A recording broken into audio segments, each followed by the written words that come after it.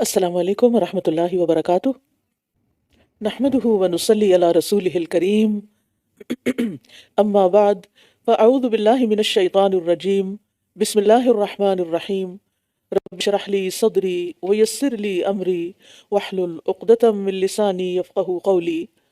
الحمد للہ حمدا یوافی نعمہ ویکافی مزیدہ عدد ما احاط به علمہ، حمدا لا منتہا لحدہ ولا حساب لعددہ ولا بلوغ لغایتہ ولا انقطاع لامدہ۔ تمام تعریفیں اللہ کے لیے ہیں، تمام حمدیں اللہ کے لیے ہیں جو اس کی نعمتوں کے موافق ہوں اور نعمتوں کا حق ادا کرتی ہوں اور اس کے مزید انعامات کا بدل ہوں، ان چیزوں کی گنتی کے برابر جن کی گنتی کو اللہ کے علم نے احاطہ کیا ہے، ایسی ہم جس کی حد کی کوئی انتہا نہیں اور اس کی گنتی کا کوئی حساب نہیں، اور جس کی منزل تک نہیں پہنچا جا سکتا اور اس کی مدت ختم نہیں ہوتی۔ 26واں پارہ۔ بسم اللہ الرحمن الرحیم۔ حامیم تنزیل الکتاب من اللہ العزیز الحکیم۔ ما خلقنا السماوات والأرض وما بينهما إلا بالحق وأجل مسمى والذين كفروا عما أنذروا معرضون۔ حامیم تنزیل الکتاب من اللہ العزیز الحکیم۔ اس کتاب کا اتارا جانا اللہ کی طرف سے ہے جو بہت زبردست خوب حکمت والا ہے۔ ما خلقنا السماوات والارض وما بینہما الا بالحق واجل مسمى۔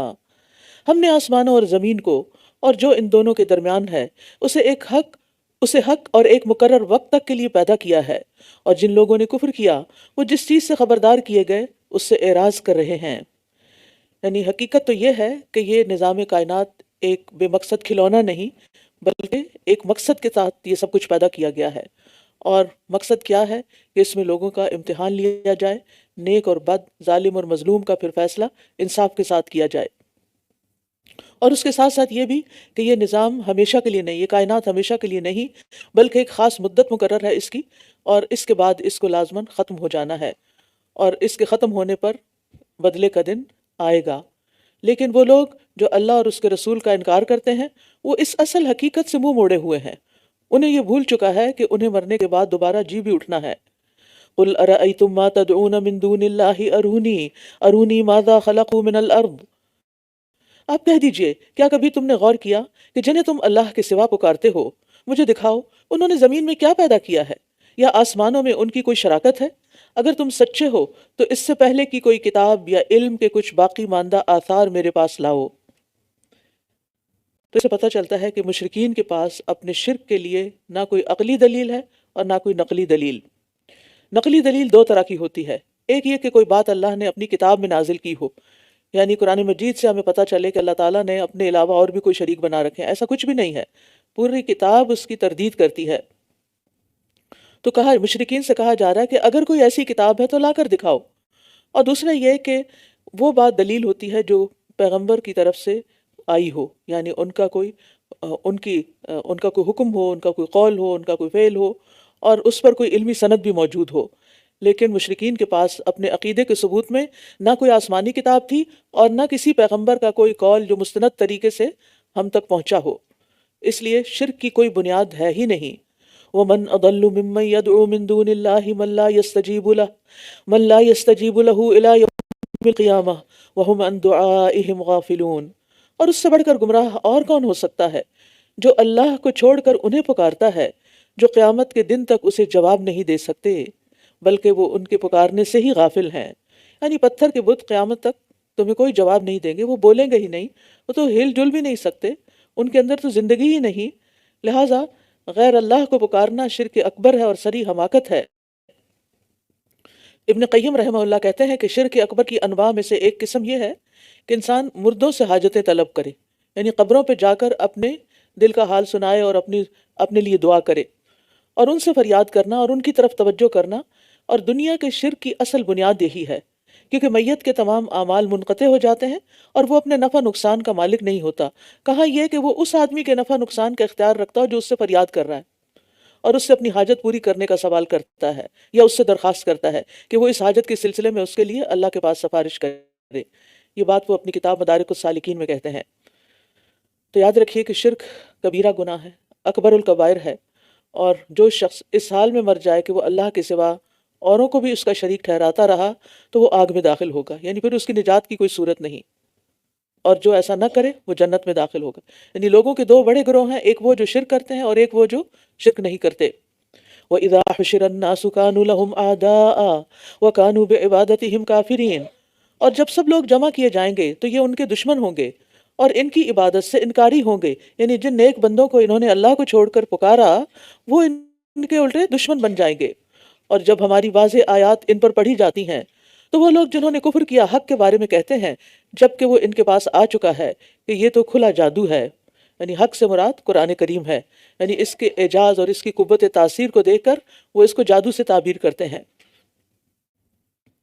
یا پھر اگر یہ بات نہیں ان کو یعنی کہ یہ بات ان کی اثر نہ کرتی، نہ بات بنتی، تو کہتے کہ یہ محمد صلی اللہ علیہ وسلم نے خود گھڑ لیا ہے۔ ام یقولون افطراہ، کیا وہ کہتے ہیں کہ اس نے خود اسے گھڑ لیا ہے؟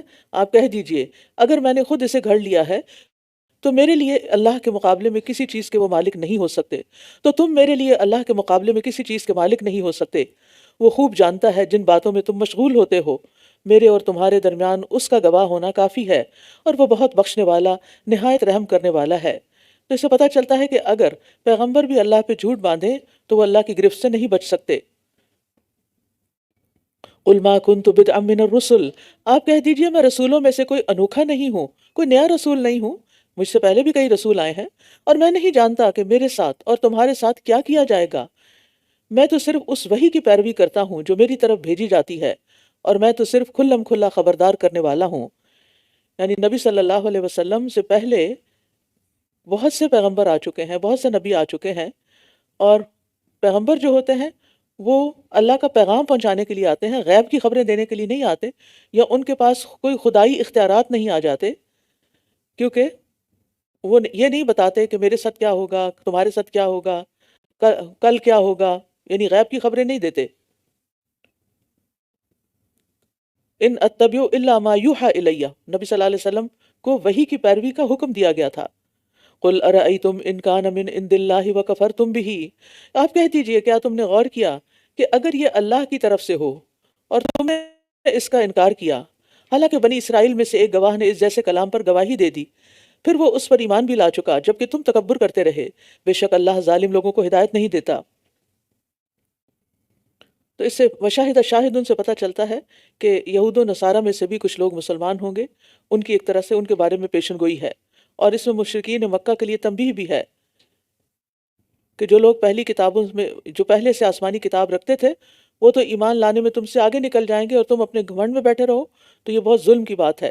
اور اس میں ہم دیکھتے ہیں کہ نبی صلی اللہ علیہ وسلم جب مدینہ پہنچے تو عبداللہ بن سلام نے آ کر اسلام قبول کر لیا، اور شاہد سے مراد مفسرین عبداللہ بن سلام ہی کو لیتے ہیں۔ اور جن لوگوں نے کفر کیا ایمان لانے والوں سے کہنے لگے اگر یہ کچھ بھی بہتر ہوتا تو یہ لوگ ہم سے پہلے اس کی طرف نہ آتے، اور چونکہ انہوں نے اس سے ہدایت نہیں پائی تو ضرور یہ کہیں گے کہ یہ ایک پرانا جھوٹ ہے۔ یعنی یہ ان کا گھمنڈ تھا، جو وہ یہ سمجھتے تھے کہ ہر قسم کی خوبیاں ہمارے اندر پائی جاتی ہیں، اور جو لوگ ایمان لائے ہیں وہ حیثیت میں ہم سے کمتر ہیں۔ اگر اسلام میں کوئی اچھی بات ہوتی تو یہ لوگ ہم سے آگے نہ نکلتے، پہلے ہم ہی اسلام لاتے،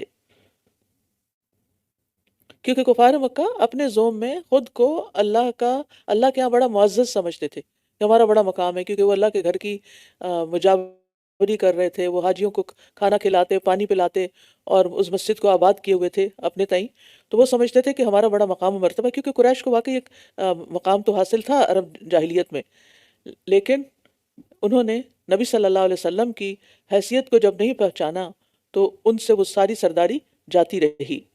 اور یہ بات بھی یاد رکھنے کی ہے کہ اللہ کے ہاں کسی کی اہمیت اس کے مال و دولت کی وجہ سے نہیں ہوتی، یعنی کسی کو بھی اس دھوکے میں نہیں پڑنا چاہیے کہ اگر میرے پاس مال و دولت زیادہ ہے تو میں اللہ کے ہاں بہت مقبول ہوں اور اللہ کا بہت پسندیدہ ہوں۔ اللہ کے ہاں مقبولیت کے لیے ایمان اور اخلاص کی ضرورت ہوتی ہے، یعنی وہ سب سے زیادہ اللہ کے قریب ہے جو سب سے زیادہ خالص ہو کر صحیح طریقے پر نیک اعمال انجام دیتا ہے۔ اور اس میں ایک یعنی کہ ایک نصیحت کی بات بھی ہمارے لیے کہ ہم جو بھی نیک اعمال کر رہے ہیں ان پر غور کریں اور پھر دیکھیں کہ ہم دوسروں سے نیکی کے کاموں میں آگے کیسے بڑھ سکتے ہیں۔ یعنی عام طور پر ہم اپنے آپ کو زیادہ نیک سمجھتے رہتے ہیں اور دوسروں کے کاموں کو کم سمجھتے ہیں۔ یہ ایک عام انسانی نفسیاتی کمزوری ہے کہ میں سب سے اچھا ہوں، میں سب سے اچھا کر رہا ہوں، سب اچھا ہے۔ لیکن اس کو ریورس کیجئے کہ میں بہت پیچھے ہوں اور باقی سب آگے نکل رہے ہیں، تو میں ان سے آگے کیسے نکل سکتا ہوں؟ فاستبقوا الخیرات ومن قبلہ کتاب موسیٰ اماما ورحمہ، اور اس سے پہلے موسیٰ کی کتاب رہنما اور رحمت تھی، اور یہ تصدیق کرنے والی کتاب عربی زبان میں ہے تاکہ ان لوگوں کو خبردار کرے جنہوں نے ظلم کیا، اور نیکوکاروں کے لیے خوشخبری ہے۔ ان الذین قالوا ربنا اللہ ثم استقاموا فلا خوف علیہم ولا هم يحزنون، بے شک وہ لوگ جنہوں نے کہا ہمارا رب اللہ ہے، بے شک وہ لوگ جنہوں نے کہا اللہ ہمارا رب ہے، پھر خوب جمے رہے تو ان پر نہ کوئی خوف ہوگا اور نہ وہ غمگین ہوں گے۔ یعنی اللہ کو رب کہہ دینے کے بعد پھر اس پر استقامت بھی اختیار کی، اسی پہ جمے رہے، اس سے آگے پیچھے نہیں ہوئے، ان کے ایمان میں کوئی کمزوری نہیں آئی۔ اولئک اصحاب الجنہ خالدین فیہا جزاء بما کانوا یعملون، یہ لوگ جنت کے ساتھی ہیں، وہ اس میں ہمیشہ رہنے والے ہیں، یہ ان اعمال کا بدلہ ہے جو وہ کیا کرتے تھے۔ وَوَصَّيْنَا الْإِنسَانَ بِوَالِدَيْهِ إِحْسَانًا، اور ہم نے انسان کو اپنے والدین کے ساتھ حسن سلوک کی تاکید کی۔ اس کی ماں نے اسے تکلیف سے پیٹ میں اٹھائے رکھا اور تکلیف کے ساتھ اسے جنم دیا، اور اس کے حمل اور دودھ چھڑانے کی مدت 30 ماہ ہے، یعنی 30 مہینوں تک ماں جو ہے وہ جسمانی طور پر بھی بچے کے ساتھ بہت تھک جاتی ہے، یہاں تک کہ جب وہ اپنی جوانی کو پہنچتا ہے اور 40 سال کی عمر کو پہنچ جاتا ہے تو کہتا ہے اے میرے رب مجھے توفیق دے کہ میں تیری اس نعمت کا شکر ادا کروں جو تو نے مجھ پر اور میرے والدین پر انعام کی ہے، اور یہ کہ میں ایسے نیک عمل کروں جن سے تو راضی ہو جائے، اور میرے لیے میری اولاد میں اصلاح کر دے، بے شک میں نے تیری طرف توبہ کی اور بے شک میں فرما برداروں میں سے ہوں۔ ایسے لگتا ہے جیسے ہمارے دلوں کا حال ہے۔ انسان جب چھوٹا ہوتا ہے تو عموماً اس کو والدین کی اتنی قدر نہیں ہوتی، وہ ان کی طرف سے آنے والے ہر فیور کو فار گرانٹیڈ لیتا ہے کہ یہ تو ان کا فرض بنتا ہے، یہ کر رہے ہیں، بس ہم صرف لینے والے اینڈ پر ہیں۔ جو انسان بڑا ہوتا ہے تھوڑا بہت احساس پیدا ہوتا ہے، لیکن پھر بھی اس طرح حق ادا نہیں کرتا۔ ہاں، جب 40 سال کی عمر تک پہنچتا ہے اور خود ماں یا باپ بن جاتا ہے تو پھر اپنے والدین کی جو قدر آتی ہے وہ اس سے پہلے کبھی نہیں آتی، اور پھر وہ دعائیں بھی کرنا شروع کر دیتا ہے، پھر تھوڑا عبادت کی طرف بھی راغب ہوتا ہے پہلی زندگی کی نسبت۔ تو اس لیے اگر ابھی آپ کے بچے 40 سال کی عمر کو نہیں پہنچے تو صبر کریں اور اچھے دنوں کا انتظار کریں۔ اور پھر آپ دیکھیے کہ یہاں یہ دعا اتنی خوبصورت ہے اور ہمیں اکثر مانگنی چاہیے۔ اس کے کارڈز بھی پہلے تو ہوتے تھے، ابھی آئی ڈونٹ نو کہ بک سٹور پہ کارڈ ہیں یا نہیں، میں نے تو اپنے ڈریسنگ ٹیبل پہ لگا کے رکھی ہے، کیونکہ اللہ کی توفیق کے بغیر ہم کوئی نیکی نہیں کر سکتے، یہ یاد رکھیے۔ اس لیے کہ ہمارے اندر ایک دشمن ہے، ہمارا نفس، اور ایک باہر ہے شیطان، ہم دو کے بیچ میں گھرے ہوئے ہیں۔ اپنے آپ کو بنا لیتے ہیں تو باہر کے دشمن کی طرف سے وسوسے آنے لگتے ہیں، اور اگر اس کے وسوسوں پہ قابو پاتے ہیں تو اپنی سستی کہیں نہیں جاتی۔ تو اس لیے انسان کو صرف اللہ ہی توفیق دے تو وہ نیکی کر سکتا ہے، وہی دل میں ڈالے تو انسان آگے بڑھتا ہے۔ اس لیے رب سے توفیق مانگنی چاہیے کہ اللہ مجھے توفیق دے کہ میں تیری اس نعمت کا شکر ادا کروں جو تو نے مجھ پر اور میرے والدین پر انعام کی، یعنی نعمت اسلام۔ اور اس شکر کا تقاضا کیا ہے کہ میں ایسے نیک عمل کروں جن سے تو راضی ہو جائے، یعنی نیک عمل کس لیے کرنا چاہیے کہ اللہ راضی ہو جائے، اور میرے لیے میری اولاد میں اصلاح کر دے، یعنی یہ میری ریکویسٹ ہے۔ اور وہ کارڈ بھی آپ نے دیکھا ہوگا جس میں ہے کہ اللہ میں نے بڑی کوشش کر لی اپنے بچے کو ادب سکھانے کی، اس کی تربیت کرنے کی، میرے ہاتھ تو نہیں آیا، تو ہی اس کو ادب سکھا۔ ہے آپ سب کے پاس؟ نہیں، آپ بک سٹور نہیں جاتے؟ جی، صالح اولاد کی دعائیں بھی ہیں، وہ تو عام طور پہ جب بچہ ابھی پیدا نہ ہو تو اس وقت زیادہ پڑھی جاتی ہیں، لیکن یہ دعا بڑی ہی کام کی ہے۔ ہم میں سے ہر ایک کو اپنے بچوں سے کچھ نہ کچھ شکایت رہتی ہے، کوئی نہ کوئی کھٹا میٹھا گلا رہتا ہی ہے کہ وہ ہمارے لیے یہ نہیں کرتے، وہ نہیں کرتے، خیال نہیں کرتے، کیئر نہیں کرتے، محبت نہیں کرتے، پرواہ نہیں کرتے۔ اکثر والدین شکایت کرتے رہتے ہیں بچوں کی۔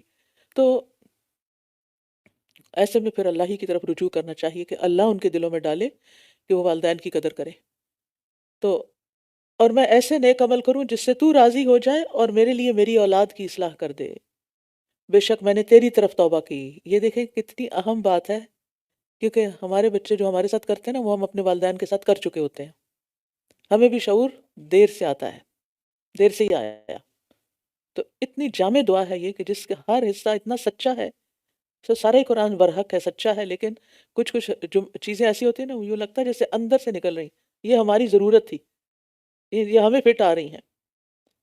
اور بے شک میں فرما برداروں میں سے ہوں، اللہ میں تیرا اطاعت گزار ہوں، تو میرے بچوں کو بھی اپنا اطاعت گزار بنا لے۔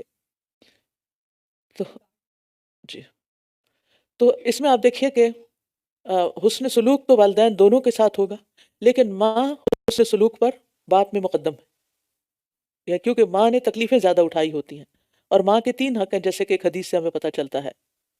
اور پھر یہ بھی پتہ چلتا ہے کہ 40 سال کی عمر میں توبہ کی طرف توجہ ہو جاتی ہے۔ آج کل اگر آپ بچوں کے نا رمضان ہے، استغفار کرو، توبہ کرو، دیکھو روزہ کھلنے کا وقت ہے، دعا کر لو، اذان کے بعد کی دعا کرو، تو ایسا لگتا ہے جیسے انہوں نے شاید نہیں سنا۔ کر بھی لیتے ہیں، لیکن وہ رسپانس وہ نہیں ہوتا جو ہم ایکسپیکٹ کریں، جو ہمارا دل چاہتا ہے کہ وہ پوری طرح محبت سے اس بات کو قبول کریں۔ تو جب 40 سال کے ہوتے ہیں تو پھر ان کے اندر یہ احساس پیدا ہو جاتا ہے کہ انہوں نے یہ سب کام کرنے ہیں۔ اور پھر ایک اور وجہ یہ بھی ہے کہ 40 سال کی عمر ایسی ہوتی ہے جس میں انسان اپنی لائف کے لیے بھی بہت سٹرگل کر رہا ہوتا ہے، اپنے بچے چھوٹے ہوتے ہیں، گھر بنا رہا ہوتا ہے، جاب کے تقاضے ہوتے ہیں، مصروف زندگی ہوتی ہے، یعنی اس عمر میں مصروفیت بھی اپنے عروج پر ہوتی ہے، اپنے بیوی بچوں کے بھی بہت سے تقاضے ہوتے ہیں۔ تو ایسی صورت میں اور عورت کی ذمہ داریاں بھی بہت بڑھ جاتی ہیں، اگر والدین سے کوئی بیمار ہے تو بچوں کو چھوٹے کو گھر چھوڑ کے آ نہیں سکتی، لا نہیں سکتی، کئی مجبوریاں ہو جاتی ہیں، کیونکہ اس کی ذمہ داری اس کا شوہر، گھر اور بچے ہو جاتے ہیں، اسی طرح شوہر کی بھی کچھ ذمہ داریاں ہوتی ہیں۔ تو کہنے کا مقصد یہ ہے کہ اس عمر کو پہنچ کر مصروفیات کی وجہ سے والدین کو نظر انداز نہ کیا جائے، کیونکہ وہ بھی ظاہر ہے کہ اگر کسی کے 20 سال میں کوئی بچہ ہوا اور 40 سال کا بچہ ہو چکا ہے تو وہ 60 سے تو اوپر ہو گئے، 60 پلس ہو گئے، اور یہ اس میں بڑھاپا شروع ہو جاتا ہے، اور اس میں انسان نفسیاتی طور پر، جذباتی طور پر بہت کمزور ہو جاتا ہے، چھوٹی چھوٹی باتیں محسوس کرنے لگ جاتا ہے، وہ چیزیں جن کی کبھی انسان پرواہ نہیں کرتا وہ بہت شدت سے محسوس ہونے لگ جاتی ہیں، اور خاص طور پر اولاد کا اگنور کرنا یا توجہ نہ دینا۔ تو اس لیے خصوصاً اس عمر کا ذکر کر کے یہ توجہ دلائی گئی۔ طارق محاربی کہتے ہیں ہم مدینہ آئے تو رسول اللہ صلی اللہ علیہ وسلم ممبر پر کھڑے لوگوں سے خطاب فرما رہے تھے۔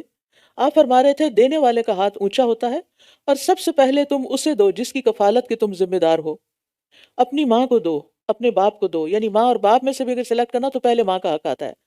اپنی بہن کو دو، اپنے بھائی کو دو، پھر اپنے قریبی رشتہ دار کو دو جو تمہارا زیادہ قریبی ہو۔ تو بہرحال ہم سب کو اپنے والدین کے لیے کچھ نہ کچھ وقت خاص کرنا چاہیے، اگر وہ زندہ ہیں، اور اگر فوت ہو چکے ہیں تو دعاؤں میں انہیں نہیں بھولنا چاہیے، سجدوں میں ان کے لیے دعائیں کرنی چاہیے۔ اور اس سے پھر کیا ہوگا کہ کریں گے آپ ان کے ساتھ احسان، لیکن وصول ہوگی آپ کو خوشی اور ایک اطمینان اور سکون کی کیفیت۔ اور اگر زندہ ہیں تو اس رمضان میں ان کو ضرور کچھ تحفے تحائف بھیجیں، اور اگر وہ فوت ہو چکے ہیں تو دعاؤں کے تحفے بھیجیں، اور ان کی طرف سے ان کے بہاف پر صدقہ خیرات ضرور کریں، بلکہ جو صدقہ کریں اس میں دل دل میں نیت کر لیا کریں کہ اللہ یہ میرے والدین کی طرف سے بھی، یہ وہ لوگ ہیں جن سے ہم ان کے وہ بہترین عمل قبول کر لیں گے جو انہوں نے کیے، اور ہم ان کی برائیوں سے درگزر کر دیں گے، یہ جنت والوں میں سے ہوں گے سچے وعدے کے مطابق جو وہ وعدہ کیے جاتے تھے۔ سبحان اللہ، یعنی یہ نیکی ایسی نیکی ہے جو انسان کو جنت میں لے جانے والی ہے۔ اب اس کے برعکس ایک اور کردار ہے، اور وہ جس نے اپنے والدین سے کہا اف ہے تم دونوں پر، کیا تم مجھے دھمکی دیتے ہو کہ میں قبر سے نکالا جاؤں گا، حالانکہ مجھ سے پہلے کئی امتیں گزر چکی۔ اور وہ دونوں اللہ سے فریاد کرتے ہوئے کہتے ہیں تیرا برا ہو ایمان لے آ، بے شک اللہ کا وعدہ سچا ہے۔ تو وہ کہتا ہے یہ تو محض پہلوں کی کہانیاں ہیں۔ آج یہ بات گھر گھر کی کہانی ہو گئی ہے، جو بچے اس معاشرے میں پلے ہیں، بڑے ہوئے ہیں، کہ جب والدین ان کو سمجھاتے ہیں تو وہ آگے سے بدتمیزی کرتے ہیں۔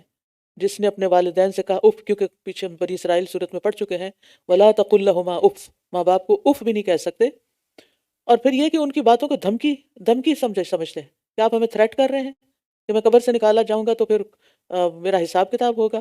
بہت سے لوگ فوت ہو چکے ہیں، ابھی تک تو کوئی قبر سے نہیں نکلا، تو پھر وہ کیا کہتے ہیں تیرا برا ہو ایمان لیا، یعنی یہ باتیں ایمان کے منافی ہوتی ہیں۔ بے شک اللہ کا وعدہ سچا ہے، قیامت کے دن لوگ اٹھیں گے قبروں سے، تو وہ کیا کہتا ہے یہ تو پہلوں کی کہانیاں ہیں، اساطیر الاولین۔ تو ایک طرف سعادت مند اولاد ہوتی ہے جس کا ایمان ہوتا ہے، اس کے مقابلے میں دوسری طرف بدبخت اور نافرمان اولاد ہوتی ہے، اور دونوں کا انجام مختلف ہوتا ہے۔ یاد رکھیے، والدین کی نافرمانی کبیرہ گناہ ہے۔ حضرت انس کہتے ہیں کہ نبی صلی اللہ علیہ وسلم سے کبیرہ گناہوں کے بارے میں پوچھا گیا تو آپ نے فرمایا اللہ کے ساتھ کسی کو شریک ٹھہرانا اور ماں باپ کی نافرمانی کرنا۔ ایک اور حدیث میں ہے کہ 3 قسم کے افراد کی نہ فرضی عبادت قبول ہوتی ہے نہ نفلی۔ والدین کا نافرمان اور بدسلوک، اس کی نمازیں بھی قبول نہیں ہوتی۔ احسان جتلانے والا، یعنی چھوٹی سی نیکی کر کے پھر منہ پہ مارنے والا، اور تقدیر کو جھٹلانے والا۔ سلف صالحین کہتے تھے جو اپنے والدین کی نافرمانی کرتا ہے اس کی اولاد اس کی نافرمان بن جاتی ہے۔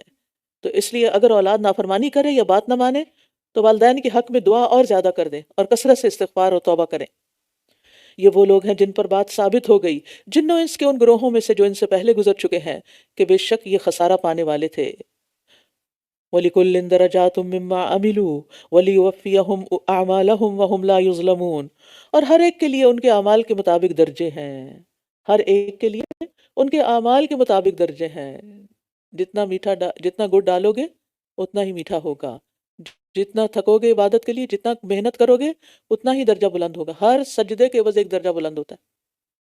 تو اگر نماز نہیں پڑھتے تو درجات کہاں سے بلند ہوں گے؟ اور اگر نوافل نہیں پڑھتے ایکسٹرا تو درجات کیسے بلند ہوں گے؟ بعض اوقات ہمیں نفس دھوکہ دیتا رہتا ہے کہ تم نیکی کے باقی کاموں میں جتنے آگے ہو تو کوئی بات نہیں، اگر نماز کم بھی کر لو تو صرف فرض پڑھنے پر اکتفا کرو۔ تو یہ بھی ایک غفلت کی کیفیت ہوتی ہے، سستی ہے یہ۔ اللہ کی عبادت میں لذت مانگیں، اللہ کی عبادت کا شوق مانگیں، اللہ مجھے سجدوں کی محبت دے دے، کیونکہ یہ غفلت کی علامت ہوتی ہے کہ انسان اچھا بھلا صحت مند ہو، دنیا کا ہر کام بھاگ بھاگ کے کر رہا ہو، اور اللہ کے آگے بس جھکے تو ٹھوکریں مار ٹھونگے مار کے اٹھ جائے۔ تو ایسا نہیں ہونا چاہیے۔ تو یاد رکھیے، مومن بھی اور کافر بھی اپنے اپنے اعمال کے مطابق اللہ کے ہاں درجوں میں ہوں گے، مرتبوں میں ہوں گے، اور کفار اسی طرح نیچے جہنم کے درجوں میں ہوں گے، اور جو مومن ہوں گے نیک عمل کرنے والے وہ اوپر کی طرف بلند ہوں گے۔ تو ہر ایک کو خیر اور شر میں سے وہی ملے گا جس کا وہ مستحق ہوگا۔ کسی اور کا گناہ اس کے پلے میں نہیں ڈالا جائے گا، اور کسی نیکوکار کے صلے میں کمی نہیں کی جائے گی۔ اور جیسے کہ حدیث میں بھی آتا ہے نا، جنت کے 100 درجے ہیں، اور ہر 2 درجوں کے درمیان 100 سال کا فاصلہ ہے۔ اتنا فرق ہے۔ دنیا میں تو ایسے درجوں کا فرق نہیں ہوتا نا، جیسا کہ زمین و آسمان کے درمیان کا فاصلہ ہے، اور فردوس اس کا اعلیٰ ترین درجہ ہے۔ اللہ ہمیں نصیب کرے۔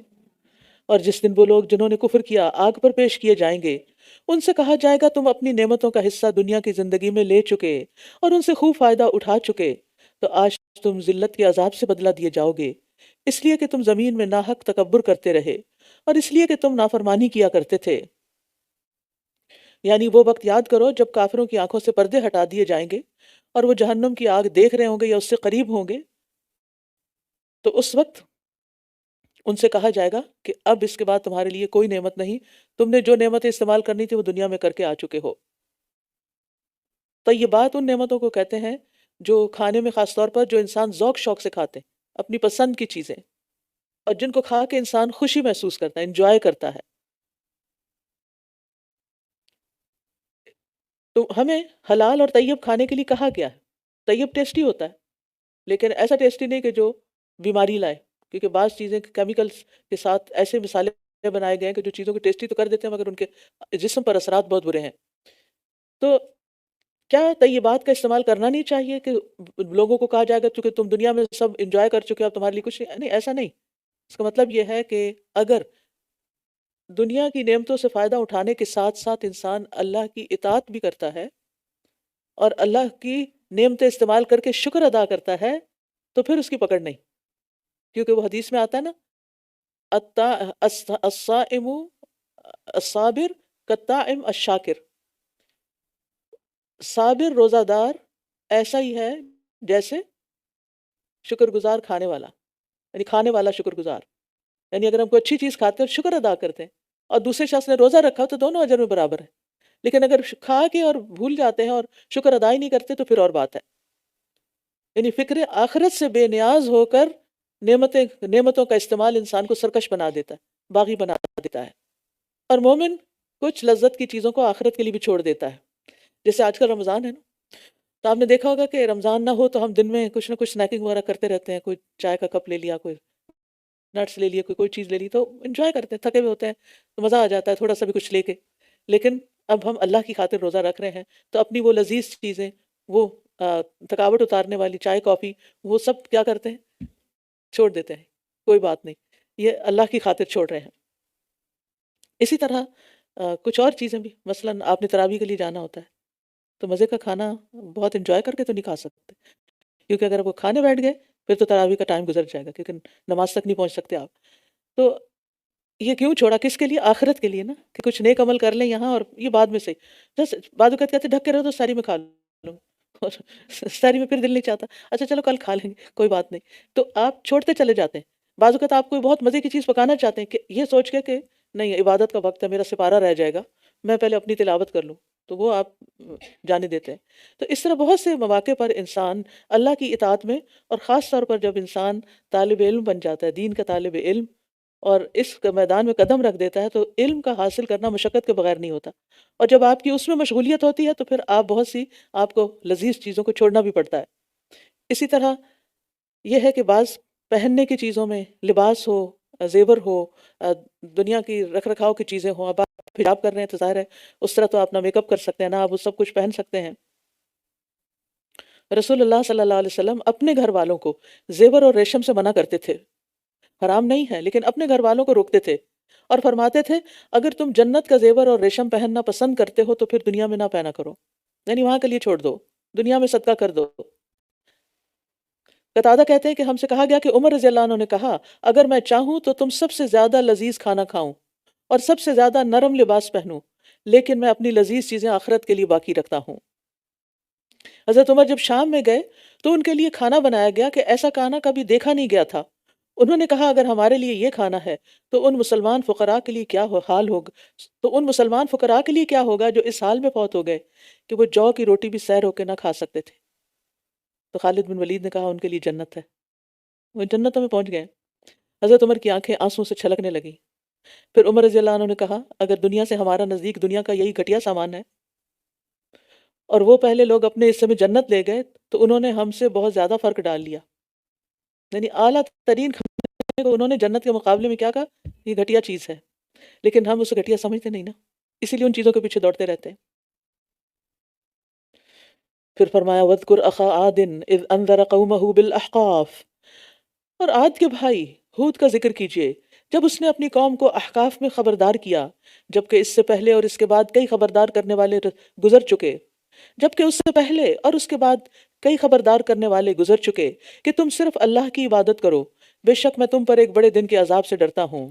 احقاف حقف کی جمع ہے، ریت کا بلند مستطیل ٹیلا، یعنی ریکٹینگل شیپ میں. بعض نے اس کا معنی پہاڑ اور غار کیا ہے. یہ حضرت ہود کی قوم عاد اولا کے علاقے کا نام ہے جو حضر موت یعنی یمن کے قریب تھا. تو نبی صلی اللہ علیہ وسلم کی تسلی کی خاطر ان اقوام کے حالات بیان کیے جا رہے ہیں. انہوں نے کہا کیا تم ہمارے پاس اس لیے آئے ہو تاکہ ہمیں ہمارے معبودوں سے پھیر دو؟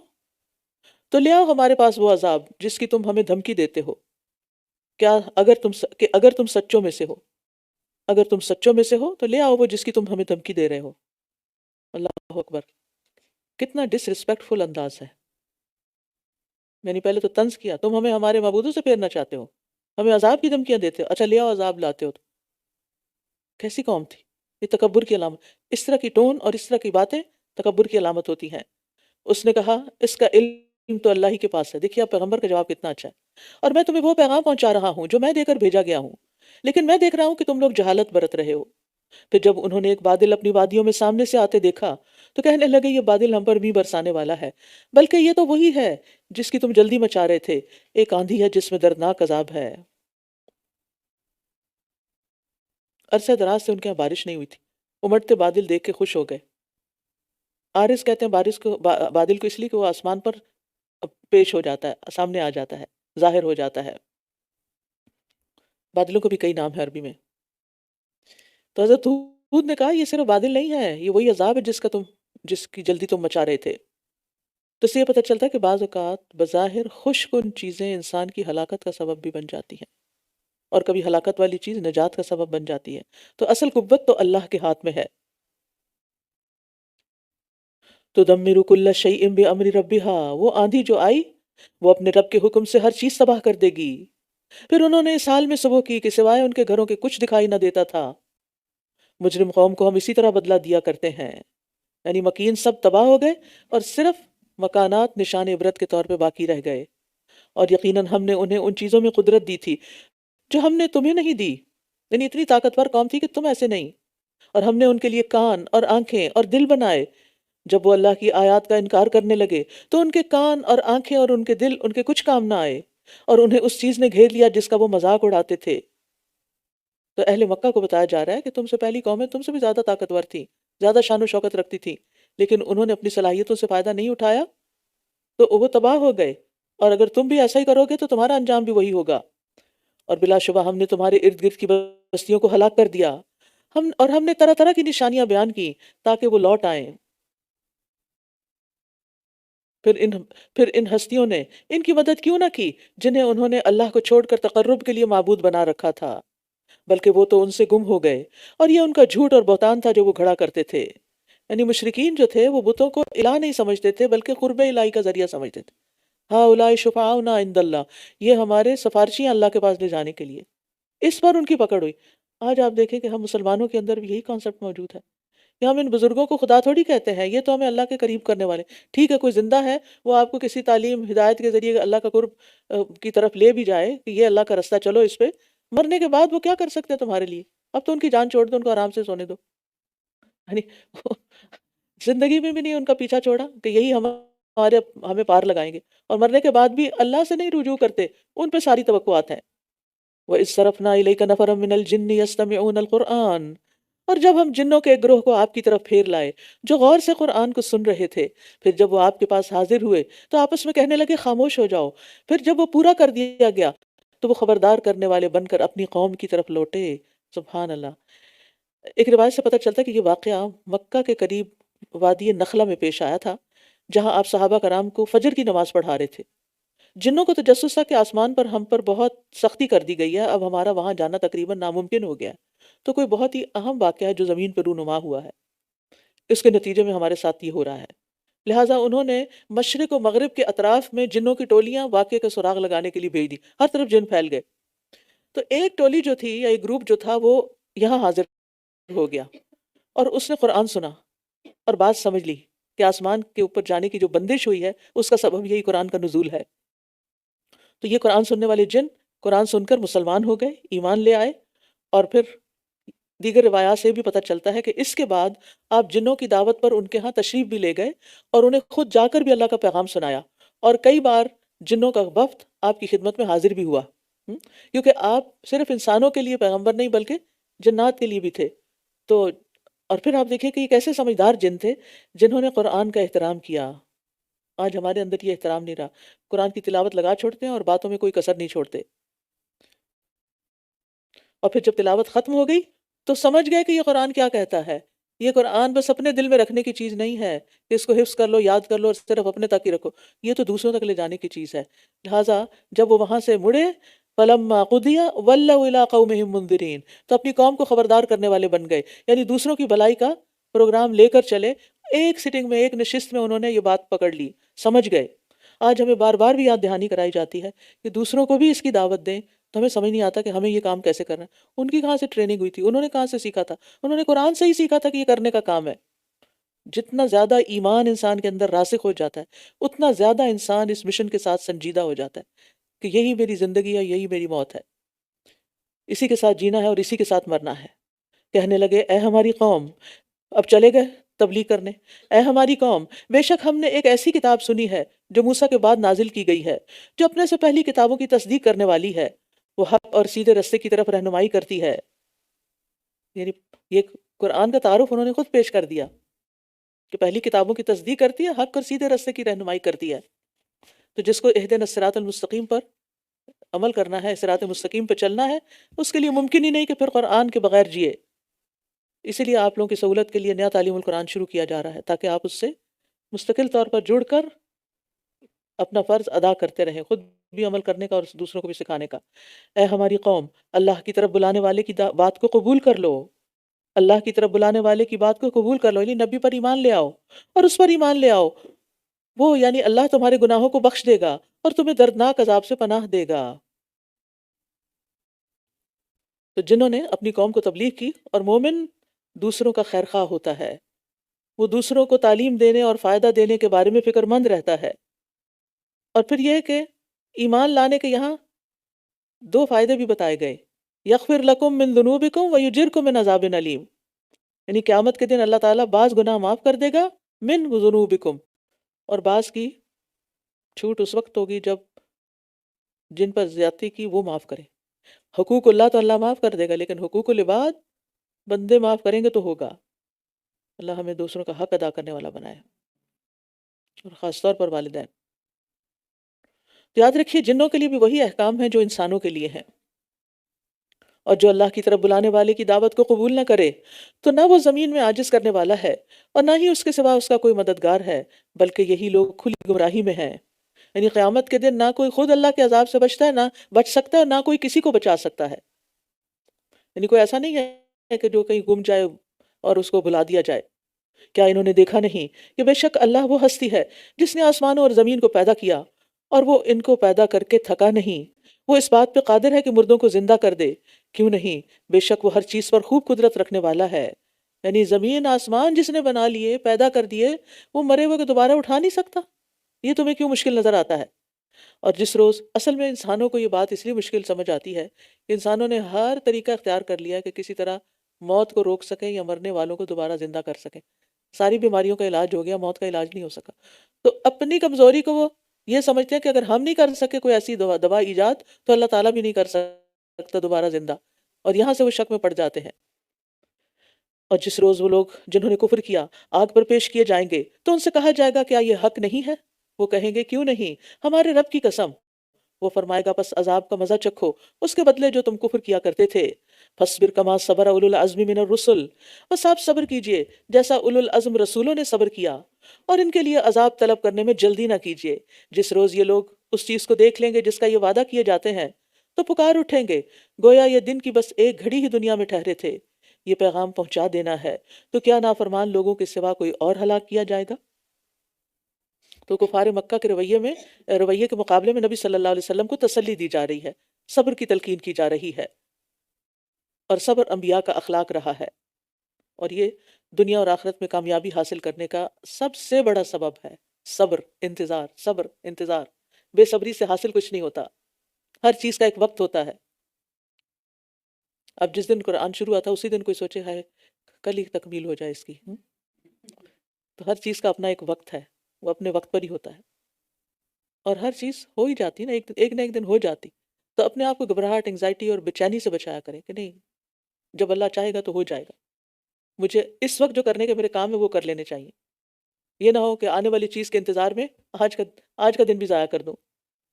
سورۃ محمد۔ بسم الله الرحمن الرحيم الذين كفروا وصدوا عن سبيل الله أضل أعمالهم والذين آمنوا وعملوا الصالحات وآمنوا بما نزل على محمد وهو الحق من ربهم كفر عنهم سيئاتهم وأصلح بالهم۔ سورۃ محمد۔ بسم اللہ الرحمن الرحیم۔ الذین کفروا وصدوا عن سبیل اللہ اضل اعمالهم، وہ لوگ جنہوں نے کفر کیا اور اللہ کے راستے سے روکا، اس نے ان کے اعمال ضائع کر دیے، یعنی ان کی سازشیں ناکام ہو گئیں، اور انہوں نے جو نیک کام کیے تھے، صلہ رحمی کی، قیدیوں کو آزاد کیا، مہمان نوازی کی، یا خانہ کعبہ اور حجاج کی خدمت کی، اس کا کوئی صلہ ان کو آخرت میں نہیں ملے گا، کیونکہ ایمان کے بغیر عمل قبول نہیں ہوتے۔ اور وہ لوگ جو ایمان لائے اور انہوں نے نیک عمل کیے اور اس پر ایمان لائے جو محمد پر نازل کیا گیا، اور وہی ان کے رب کی طرف سے حق ہے، اس نے ان کی برائیاں ان سے دور کر دیں، اس نے ان سے ان کی برائیاں دور کر دیں اور ان کا حال درست کر دیا۔ ایمان کے ذکر کے بعد وَآمَنُوا بِمَا نُزِّلَ عَلَى محمد الگ طور پر اس کی اہمیت اور شرف کے پیش نظر بیان کیا گیا ہے۔ یاد رکھیں ایمان لانا پچھلی غلطیوں کو بھی معاف کر دیتا ہے، اور پھر اور اسی طرح انسان کے حالات کو بھی درست کر دیتا ہے.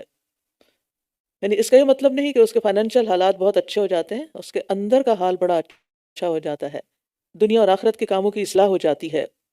یعنی دنیا سے پریشانیاں ختم تو نہیں ہوتی، لیکن وہ ان کو اس طرح محسوس نہیں کرتا، اپنے اوپر طاری نہیں کرتا. یہ اس لیے کہ جن لوگوں نے کفر کیا انہوں نے باطل کی پیروی کی، اور جو لوگ ایمان لائے انہوں نے اس حق کی پیروی کی جو ان کے رب کی طرف سے ہے. اسی طرح اللہ لوگوں کے لیے ان کی مثالیں بیان کرتا ہے.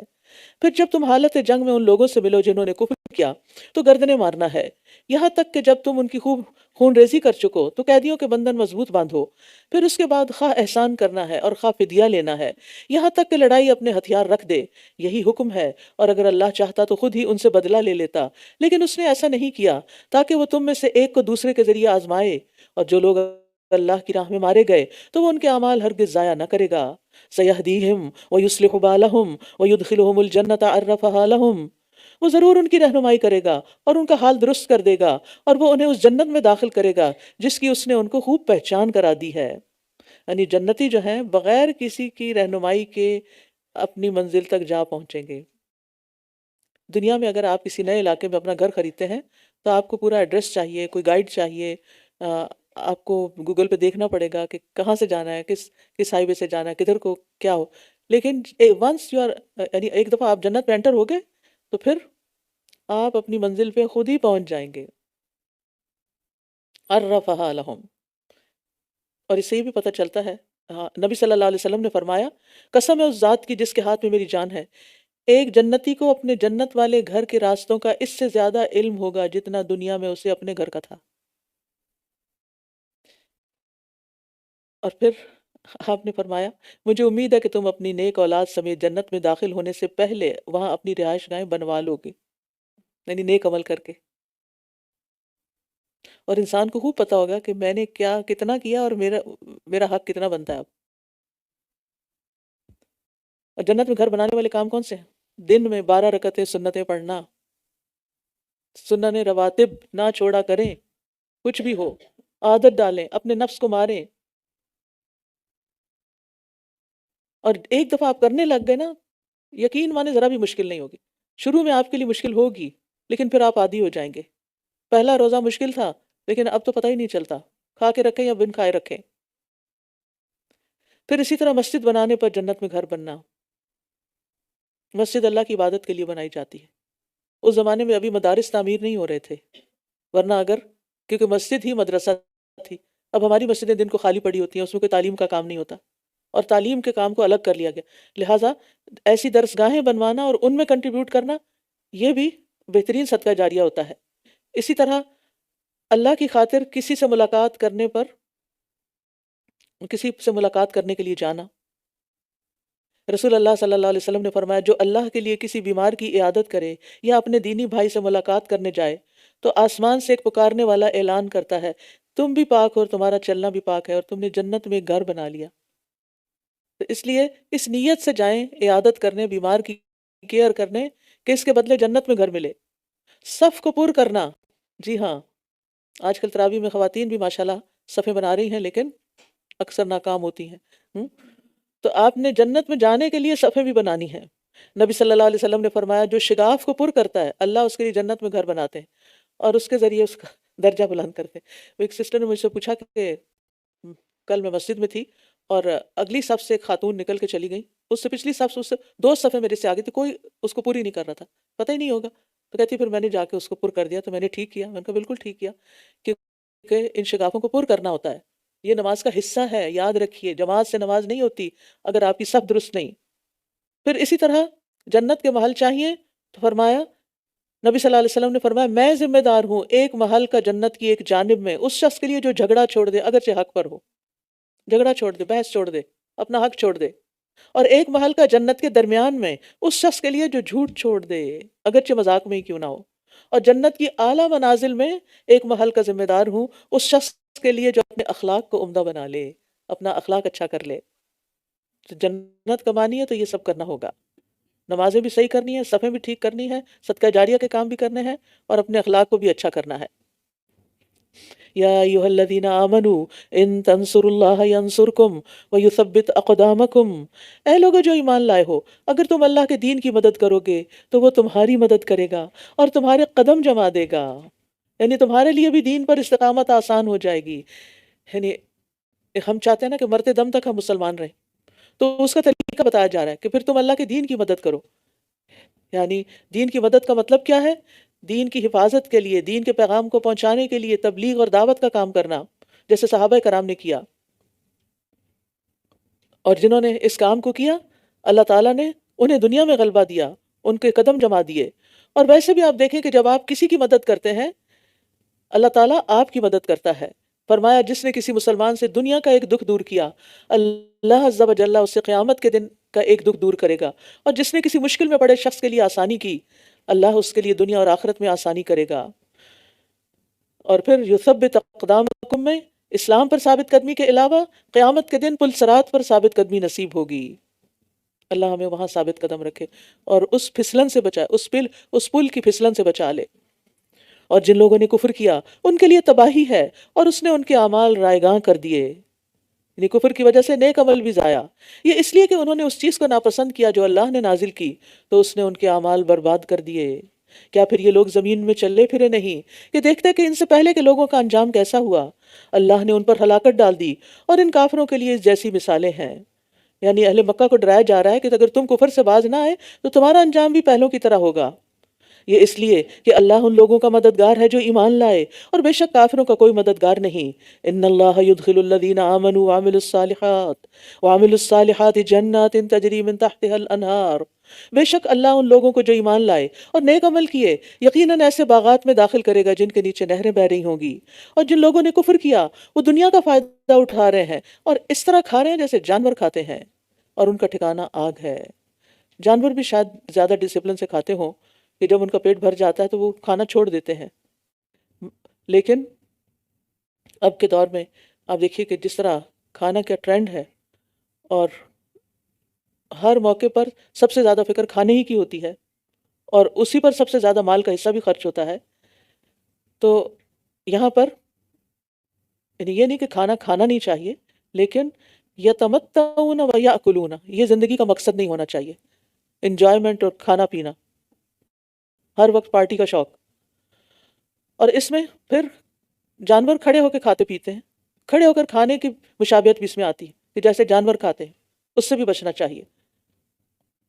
اور کتنی ہی بستیاں ہیں جو قوت میں آپ کی اس بستی یعنی مکہ سے زیادہ طاقتور تھیں، جس نے آپ کو نکالا، ہم نے انہیں ہلاک کر دیا، پھر کوئی ان کی مدد کرنے والا نہ ہوا۔ کیا بھلا وہ شخص جو اپنے رب کی طرف سے ایک واضح دلیل پر ہو اس شخص کی مانند ہو سکتا ہے جس کے لیے اس کے برے عمل خوبصورت بنا دیے گئے ہوں اور انہوں نے اپنی خواہشات کی پیروی کی ہو؟ مثل الجنت التی وعد المتقون، اس جنت کی صفت جس کا وعدہ متقی لوگوں سے کیا گیا، وہ یہ ہے کہ اس میں ایسے پانی کی نہریں ہیں جو خراب نہیں ہوگا۔ پانی دنیا میں کسی جگہ زیادہ دن کھڑے رہے تو کیا ہوتا ہے؟ خراب ہو جاتا ہے، اس کے رنگ اور بو ذائقے میں تبدیلی آ جاتی ہے۔ لیکن جنت کے پانی کی خوبی کیا ہوگی کہ اس میں کوئی تبدیلی نہیں ہوگی، جب پیو تازہ۔ وَأَنْهَارٌ مِّن لَبَنٍ لَّمْ يَتَغَيَّرْ طَعْمُهُ، اور دودھ کی نہریں ہیں جن کا ذائقہ تبدیل نہ ہوگا، جس کا ذائقہ یعنی دودھ کا ذائقہ تبدیل نہ ہوگا، یعنی جنت کا دودھ کبھی خراب نہیں ہوگا۔ دنیا میں ہر شخص ایکسپیرینس کرتا ہے دودھ کی خرابی کا۔ اور شراب کی نہریں ہیں جو پینے والوں کے لیے باعث لذت ہوں گی، اور شراب کی نہریں جو پینے والوں کے لیے باعث لذت ہوگی، یعنی دنیا کی شراب پی کے تو انسان کے منہ کا ذائقہ خراب ہوتا ہے، لیکن وہ ایسی نہیں ہوگی۔ اور خوب صاف کیے ہوئے شہد کی نہریں ہیں، دنیا میں شہد کی مکھیوں کی بھی علائش جو ہے بعض اوقات شہد میں آ جاتی ہے، اور اس میں ان کے لیے ہر قسم کے پھل اور ان کے رب کی طرف سے بخشش ہوگی۔ کیا ایسے لوگ اس شخص کی مانند ہو سکتے ہیں جو ہمیشہ آگ میں رہنے والا ہے، اور وہ ایسا کھولتا ہوا پانی پلائے جائیں گے جو ان کی انتڑیاں ٹکڑے ٹکڑے کر دے گا۔ اللہ تعالیٰ بچائے۔ اور ان میں سے کچھ وہ ہیں جو آپ کو غور سے سنتے ہیں، حتیٰ کہ جب وہ آپ کے پاس سے نکلتے ہیں تو ان لوگوں سے جو علم دیے گئے کہتے ہیں اس نے ابھی کیا کہا تھا۔ یہی وہ لوگ ہیں جن کے دلوں پر اللہ نے مہر لگا دی اور انہوں نے اپنی خواہشات کی پیروی کی۔ یعنی یہ منافقین کا ذکر ہے کیونکہ ان کی نیت ہی نہیں ہوتی تھی، توجہ اور دلچسپی نہیں ہوتی تھی نبی صلی اللہ علیہ وسلم کی بات سننے پر، لہٰذا انہیں آپ کی باتیں سمجھ میں نہیں آتی تھی، اور مجلس سے باہر آ کے پوچھتے تھے آج یہ کیا باتیں ہوئی اندر، کیونکہ لا یفقہون، سمجھتے نہیں، لا یشعرون، شعور نہیں رکھتے۔ والذین اہتدوا زادہم ہدی وآتاہم تقواہم، اور جن لوگوں نے ہدایت پائی ہے اللہ نے انہیں ہدایت میں زیادہ کر دیا اور انہیں ان کا تقوی عطا کیا۔ یعنی جو ہدایت پانا چاہتا ہے اللہ تعالیٰ اس کو ہدایت دیتا ہے اور اس میں اضافہ بھی کرتا ہے، توفیق بھی دیتا ہے اور ثابت قدمی بھی دیتا ہے۔ وہ تو بس قیامت کا انتظار کر رہے ہیں کہ وہ ان پر اچانک آ جائے، بس یقیناً اس کی علامات تو آ چکی ہیں، پھر جب وہ ان پر آ جائے گی تو ان کے لیے نصیحت حاصل کرنے کا موقع کہاں ہوگا، پھر کوئی فائدہ نہ ہوگا۔ فَعْلَمْ أَنَّهُ لَا إِلَهَ إِلَّا اللَّهُ، بس آپ جان لیجئے کہ بے شک اللہ کے سوا کوئی معبود نہیں، اور اپنے قصور کی بخشش مانگیے، اور مومن مردوں اور مومن عورتوں کے لیے بھی، اور اللہ تمہارے چلنے پھرنے اور ٹھکانے کو جانتا ہے۔ تو گویا عمل سے پہلے علم حاصل کیجئے۔ فَعْلَمْ أَنَّهُ لَا إِلَهَ إِلَّا اللَّهُ، اس بات کا بھی علم حاصل کرنے کی ضرورت ہے کہ اللہ ایک ہے، آپ کے پاس اس کے دلائل ہونے چاہیے۔ اور پھر اللہ تمہارے چلنے پھرنے کو بھی جانتا ہے، ٹھکانے کو بھی جانتا ہے، یعنی تمہارے شب و روز کی کوئی سرگرمی اللہ سے مخفی نہیں۔ کہاں سوتے ہو، کہاں جاگتے ہو، کیا کرتے ہو، کہاں کہاں جاتے ہو، سارا دن کیا بھاگ دوڑ ہوتی ہے، سب پتہ ہے اس کو، زبردست سرویلنس ہے۔ اور جو لوگ ایمان لائے وہ کہتے ہیں کوئی صورت کیوں نہ اتاری گئی، پھر جب کوئی محکم صورت اتاری جاتی ہے اور اس میں قتال کا ذکر کیا جاتا ہے تو آپ دیکھتے ہیں کہ جن لوگوں کے دلوں میں نفاق کی بیماری ہے وہ آپ کو اس طرح دیکھتے ہیں جیسے وہ شخص جس پر موت کی غشی طاری ہو گئی ہو، بس ان کے لیے ہلاکت ہے۔ یعنی ایک ہی حکم سن کر دو مختلف ریاکشنز، طاعت بقول معروف، اطاعت کرنا اور بھلی بات کہنا، پھر جب جنگ کا قطعی حکم آ جائے تو اگر وہ اللہ سے سچے رہیں تو یقیناً ان کے لیے بہتر ہوگا۔ یعنی نفاق اور مخالفت کے مقابلے میں توبہ اور اخلاص کا مظاہرہ زیادہ بہتر ہے۔ کیا پھر تم سے توقع کی جا سکتی ہے کہ اگر تم حاکم بن جاؤ تو زمین میں فساد نہ کرو گے اور اپنے رشتوں کو نہ کاٹو گے، یعنی اپنے اختیار اور اقتدار کا غلط استعمال نہیں کرو گے؟ تو اس میں دو باتوں کی ممانعت اور دو باتوں کا حکم ہے، فساد فی الارض اور قطع رحمی کی ممانعت، اور اصلاح فی الارض اور صلہ رحمی کی تاکید ہے، کیونکہ قطع رحمی کے نقصانات ہیں۔ حدیث میں آتا ہے بے شک بنی آدم کے اعمال ہر جمعرات کو پیش کیے جاتے ہیں اور قطع رحمی کرنے والے کے اعمال قبول نہیں کیے جاتے، معلق رہتے ہیں، وہ چیک ہی نہیں ہوا، سامان پیچھے رہ گیا، کیونکہ آپ اپنے رشتہ داروں کے ساتھ اچھے ٹرمز میں نہیں۔ رشتے جوڑ کر رکھیے، ان کی خیر خبر رکھیے، ان کی ضروریات کا احساس کیجیے، ان کے دکھ سکھ اور غم بانٹیے۔ رسول اللہ صلی اللہ علیہ وسلم نے فرمایا جس نے قطع رحمی کی، یعنی چھوٹی چھوٹی بات پر ناراض ہو کے رشتہ ہی کاٹ کے بیٹھ گئے، ہمارا جینا مرنا تم سے ختم، فرمایا جس نے قطع رحمی کی یا جھوٹی قسم اٹھائی، وہ مرنے سے پہلے اس کا وبال دیکھ لے گا، مرنے سے پہلے اس کا وبال دیکھ لے گا، اللہ معاف کر دے۔ اولئک الذین لعنہم اللہ، یہی وہ لوگ ہیں جن پر اللہ نے لعنت کی ہے، بس انہیں بہرا کر دیا اور ان کی آنکھیں اندھی کر دیں۔ افلا یتدبرون القرآن ام علی قلوب اقفالها، کیا یہ قرآن میں غور و فکر نہیں کرتے؟ اگر کرتے ہوتے تو ان کے اعمال ایسے نہ ہوتے نا، یا ان کے دلوں پر تالے پڑے ہوئے ہیں، یعنی دلوں پہ تالا پڑا ہوا ہو تو قرآن سمجھ میں نہیں آتا، اور جب قرآن سمجھ نہیں آتا تو عمل کہاں سے ہوگا؟ دل گویا ایک ایسی جگہ ہے جہاں پر ایک دروازہ بھی ہے جس کو تالا لگایا گیا ہو، تو تالا نہیں کھولا جائے گا، دروازہ نہیں کھولا جائے گا تو دل تک سامان کیسے جائے گا؟ یعنی ایسے دل میں ایمان بھی داخل نہیں ہوتا، قرآن بھی داخل نہیں ہوتا، جو بند ہو، جو ریسیپٹیو نہ ہو، جو ہدایت کو لینا نہ چاہے۔ تو ہم سب کو اپنے اندر جھانک کے دیکھنا چاہیے کہ ہم لینا چاہتے ہیں، کیا اس ہدایت کو قبول کرنا چاہتے ہیں؟ اگر ایسا ہو تو پھر تو دیر ہی نہ لگے کسی اپرچونٹی کو اویل کرنے میں۔ بے شک وہ لوگ جو اپنی پیٹھوں پر پھر گئے ہیں باوجود اس کے کہ ہدایت ان کے لیے واضح ہو گئی تھی، یقیناً شیطان نے ان کے لیے ان کا عمل آراستہ کر دیا ہے اور انہیں لمبی امیدیں دلائی ہوئی ہیں۔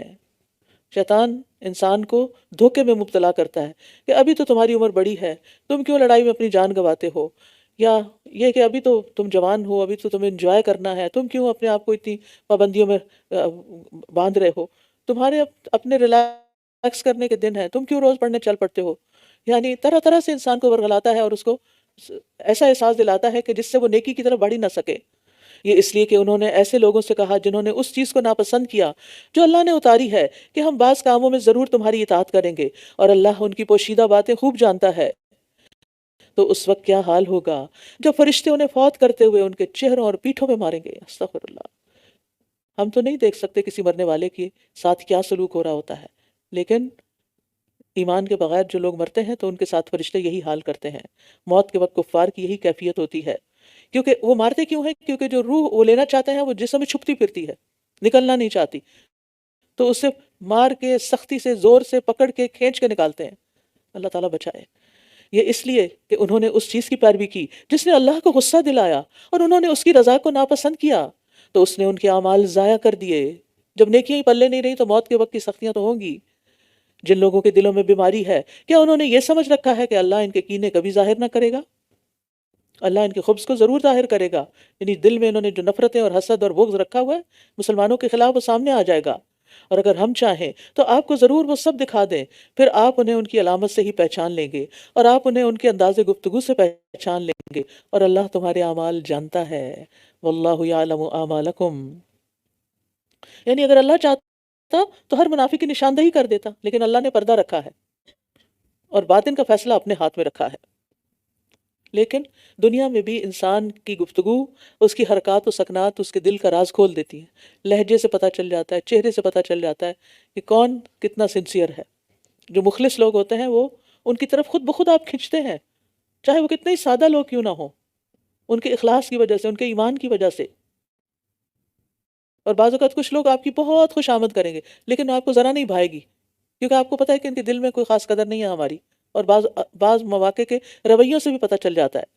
اور ہم ضرور ہی تمہیں آزمائیں گے، یہاں تک کہ تم میں سے جہاد کرنے والوں اور صبر کرنے والوں کو جان لیں، اور ہم تمہارے حالات کو بھی جانچ لیں۔ بے شک وہ لوگ جنہوں نے کفر کیا اور اللہ کے راستے سے روکا اور رسول کی مخالفت کی، اس کے بعد کہ ان کے لیے ہدایت واضح ہو چکی تھی، یہ ہرگز اللہ کو کچھ بھی نقصان نہیں پہنچا سکتے، اور عنقریب وہ ان کے اعمال ضائع کر دے گا۔ کفر اور اللہ کے راستے سے روکنے والے کا اپنا ہی نقصان ہوتا ہے۔ یا ایھا الذین آمنو، اے لوگو جو ایمان لائے ہو، اللہ کی اطاعت کرو اور رسول کی اطاعت کرو، اور اپنے اعمال کو باطل نہ کرو، ضائع نہ کرو، کیونکہ ارتداد اور نفاق یہ عمل برباد کرنے والے ہیں۔ اسی طرح کبیرہ گناہ اور فواحش یہ بھی اعمال برباد کر دیتے ہیں۔ یہ بڑی ڈرانے والی آیت ہے۔ بعض اوقات انسان کسی ایسے گناہ کا ارتکاب کرتا ہے کہ اس کی نیکیاں بھی ساری ڈیلیٹ ہو جاتی ہیں، وہ بھی ضائع ہو جاتی ہیں۔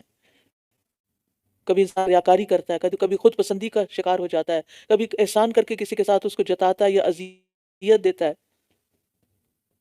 اب دیکھیں کہ جو غریب لوگ ہوتے ہیں نا، وہ عام طور پر اتنے عقل مند نہیں ہوتے، سمجھدار نہیں ہوتے۔ عمومی بات کر رہی ہوں، ایکسیپشنل کیسز الگ ہیں، کیونکہ اگر وہ تھوڑے سمجھدار ہوتے تو کسی نہ کسی طرح اپنے فائنینسز کو مینیج بھی کر لیتے۔ تو اکثر آپ کو یہ میرا مشاہدہ ہے، may be I am wrong, لیکن میرا یہ مشاہدہ ہے کہ ان کو اپنی زندگی کو آرگنائز کرنا، ڈسپلن کرنا، مینیج کرنا اس کچھ آتا نہیں، جس کی وجہ سے اگر ان کے پاس کچھ ہوتا بھی تو ضائع کر بیٹھتے ہیں۔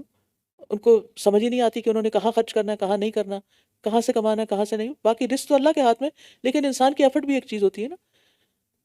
اچھا، اب یہ ہے کہ مثلاً آپ ان کو کچھ سپورٹ کرتے ہیں، ہیلپ کرتے ہیں، اور آپ ان سے ساتھ کچھ کام بھی کہتے ہیں کہ اچھا اس پیسے سے یہ لے لینا، اس کام سے یہ کر لینا۔ وہ جو آپ کہتے ہیں نا ان کو سمجھ آتا ہے نا، وہ کرتے ہیں۔ پھر اگلی دفعہ آپ کہتے کیا ہیں ان کو؟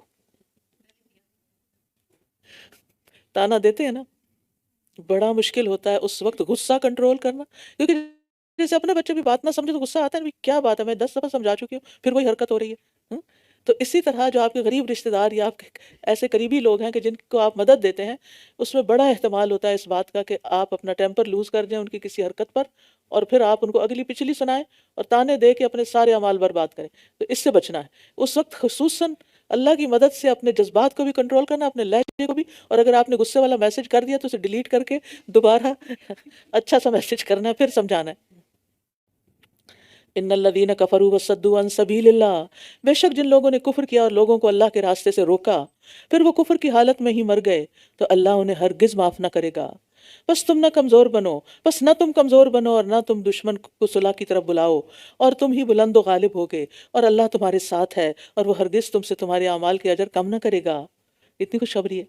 بے شک دنیا کی زندگی گی تو اللہ بے شک دنیا کی زندگی انما الحیات الدنیا لعب و لہو، بے شک دنیا کی زندگی تو ایک کھیل اور تماشا ہے، اور اگر تم ایمان لے آؤ گے اور تقوی اختیار کرو گے تو وہ تمہیں تمہارے اجر دے گا، اور وہ تم سے تمہارے مال طلب نہ کرے گا۔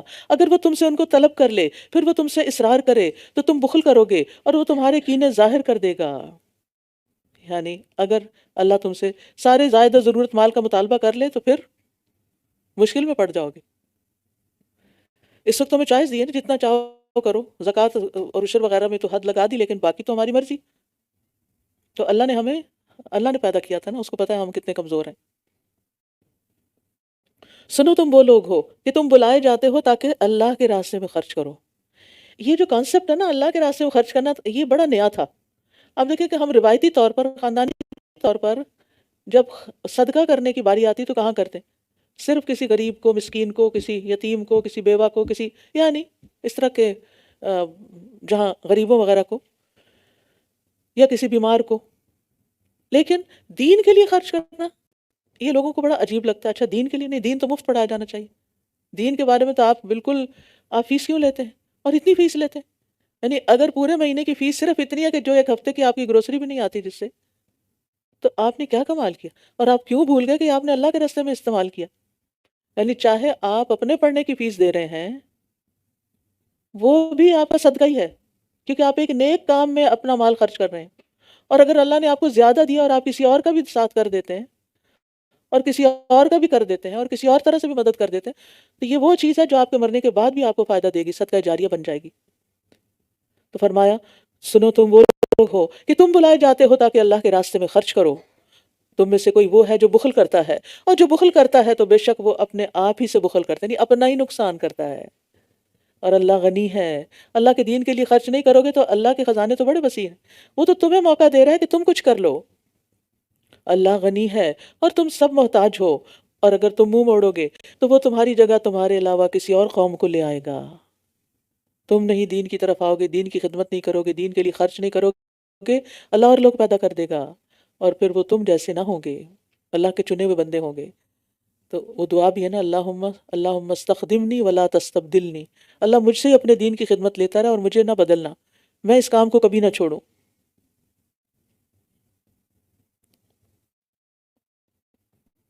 سورة الفتح۔ بسم الله الرحمن الرحيم إنا فتحنا لك فتحا مبينا ليغفر لك الله ما تقدم من ذنبك وما تأخر ويتم نعمته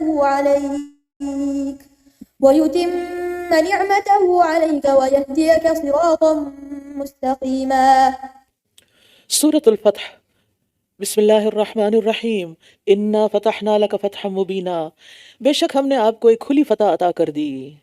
6 ہجری میں رسول اللہ صلی اللہ علیہ وسلم اور 1400 کے قریب صحابہ کرام عمرے کی نیت سے مکہ تشریف لے گئے، لیکن مکہ کے قریب حدیبیہ کے مقام پر کافروں نے آپ کو روک دیا، عمرہ نہیں کرنے دیا۔ آپ نے حضرت عثمان کو اپنا نمائندہ بنا کے بھیجا تاکہ قریش کے سرداروں سے گفتگو کر کے انہیں مسلمانوں کو عمرہ کرنے کی اجازت دینے پر آمادہ کریں۔ کفار مکہ نے اجازت نہیں دی اور مسلمانوں نے آئندہ سال کے وعدے پر واپسی کا ارادہ کر لیا، وہیں اپنے سر بھی منڈوا لی اور قربانیاں کر لی۔ نیز اس موقع پر چند باتوں کا معاہدہ ہوا جنہیں صحابہ کی اکثریت ناپسند کرتی تھی، لیکن نبی صلی اللہ علیہ وسلم کی دور رس نگاہ نے کفار کی شرائط پر صلح کو بہتر سمجھا، یہ صلح حدیبیہ کہلائی۔ واپسی پر مدینہ آتے ہوئے یہ سورت اتری، سورت فتح، جس میں اس صلح کو فتح مبین سے تعبیر کیا گیا، اور واقعی یہ صلح فتح مکہ کا پیش خیمہ ثابت ہوئی۔ اس کے 2 سال بعد مسلمان فاتحانہ طور پر مکہ میں داخل ہوئے، اور بعض صحابہ کہتے تھے کہ تم فتح مکہ کو فتح قرار دیتے ہو، ہم صلح حدیبیہ کو فتح قرار دیتے ہیں۔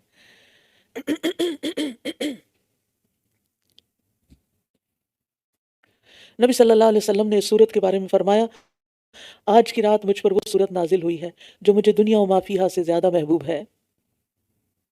تو انا فتحنا لک فتحا مبینا لیغفر لک اللہ ما تقدم من ذنبک وما تأخر، تاکہ اللہ آپ کے اگلے پچھلے قصور بخش دے اور آپ پر اپنی نعمت کو تمام کر دے اور سیدھے راستے کی طرف آپ کی رہنمائی کر دے۔ پیغمبر گناہ نہیں کرتے، تاکہ اللہ آپ کے اگلے پچھلے قصور بخش دے اور آپ پر اپنی نعمت کو تمام کر دے اور سیدھے راستے کی طرف آپ کی رہنمائی کر دے۔ یاد رکھیے پیغمبر گناہ نہیں کرتے، لیکن اس سے مراد ترک اولا والے معاملات یا امور ہیں، یعنی وہ چیز جو اول درجے سے دوسرے درجے میں آ جائے، وہ پیغمبر کے حق میں کمی شمار ہوتی ہے۔ وَيَنصُرَكَ اللَّهُ نَصْرًا عَزِيزًا، اور تاکہ اللہ آپ کی زبردست مدد فرمائے، وہی ہے جس نے مومنوں کے دلوں میں سکینت نازل کی تاکہ وہ اپنے ایمان کے ساتھ ایمان میں مزید بڑھ جائیں، اور آسمانوں اور زمین کے لشکر اللہ ہی کے لیے ہیں، اور اللہ بہت علم والا خوب حکمت والا ہے، تاکہ وہ مومن مردوں اور مومن عورتوں کو ایسے باغات میں داخل کرے جن کے نیچے نہریں بہتی ہیں، جہاں وہ ہمیشہ رہنے والے ہیں، اور ان کی برائیاں ان سے دور کر دے، اور اللہ کے نزدیک یہ بہت بڑی کامیابی ہے۔ یعنی آزمائش کے بعد یہ قیمتی آیات نازل ہوئیں، اور تاکہ منافق مردوں اور منافق عورتوں اور مشرک مردوں اور مشرک عورتوں کو عذاب دے، وہ جو اللہ کے بارے میں برا گمان کرتے ہیں ان پر بری گردش ہے، اور اللہ ان پر غضبناک ہوا اور ان پر لعنت کی، اور ان کے لیے جہنم تیار کر رکھی ہے، اور وہ لوٹنے کی بہت بری جگہ ہے، اور اللہ ہی کے لیے ہیں آسمانوں اور زمین کے لشکر، اور اللہ بہت زبردست خوب حکمت والا ہے۔ بے شک ہم نے آپ کو گواہی دینے والا اور خوشخبری دینے والا اور خبردار کرنے والا بنا کر بھیجا ہے، تاکہ تم اللہ اور اس کے رسول پر ایمان لاؤ، اور تم اس کی مدد کرو اور اس کی تعظیم کرو، اور صبح شام اس کی یعنی اللہ کی تسبیح بیان کرو۔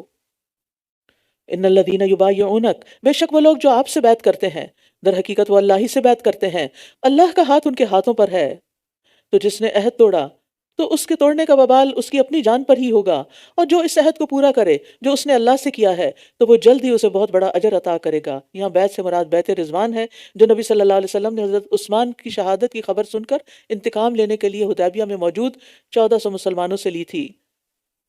ان قریب بدویوں میں سے پیچھے چھوڑ دیے جانے والے آپ سے کہیں گے کہ ہمیں ہمارے مالوں اور ہمارے گھر والوں نے مشغول کر لیا تھا، لہٰذا آپ ہمارے لیے بخشش کی دعا کیجیے۔ وہ اپنی زبانوں سے وہ بات کہتے ہیں جو ان کے دلوں میں نہیں ہے۔ کہہ دیجئے پھر کون ہے جو تمہارے لیے اللہ سے کسی بھی چیز کا مالک ہوگا اگر اس نے تمہارے بارے میں کسی نقصان یا نفع کا ارادہ کیا، بلکہ اللہ تو اس سے خوب باخبر ہے جو تم کرتے ہو۔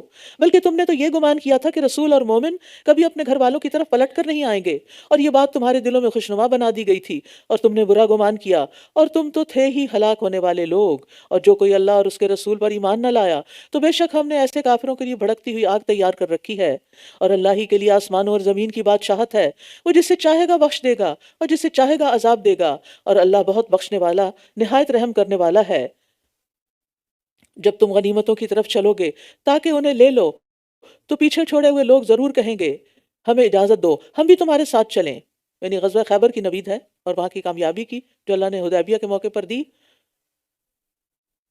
تو منافقین جو ساتھ نہیں آئے تھے وہ اب کہیں گے کہ ہم بھی آپ کے ساتھ چلتے ہیں، تو کہا نہیں، وہ چاہتے ہیں کہ اللہ کے کلام کو بدل ڈالیں۔ آپ کہہ دیجئے اللہ پہلے سے ہی فرما چکا ہے کہ تم ہرگز ہمارے ساتھ نہیں آؤ گے۔ بس وہ ضرور کہیں گے بلکہ تم ہم سے حسد کرتے ہو، بلکہ وہ بات کو کم ہی سمجھتے ہیں۔ یہ مسلمانوں کو پہلے سے بتا دیا گیا کہ یہ ہونے والا ہے، لہٰذا آپ تسلی میں رہیں۔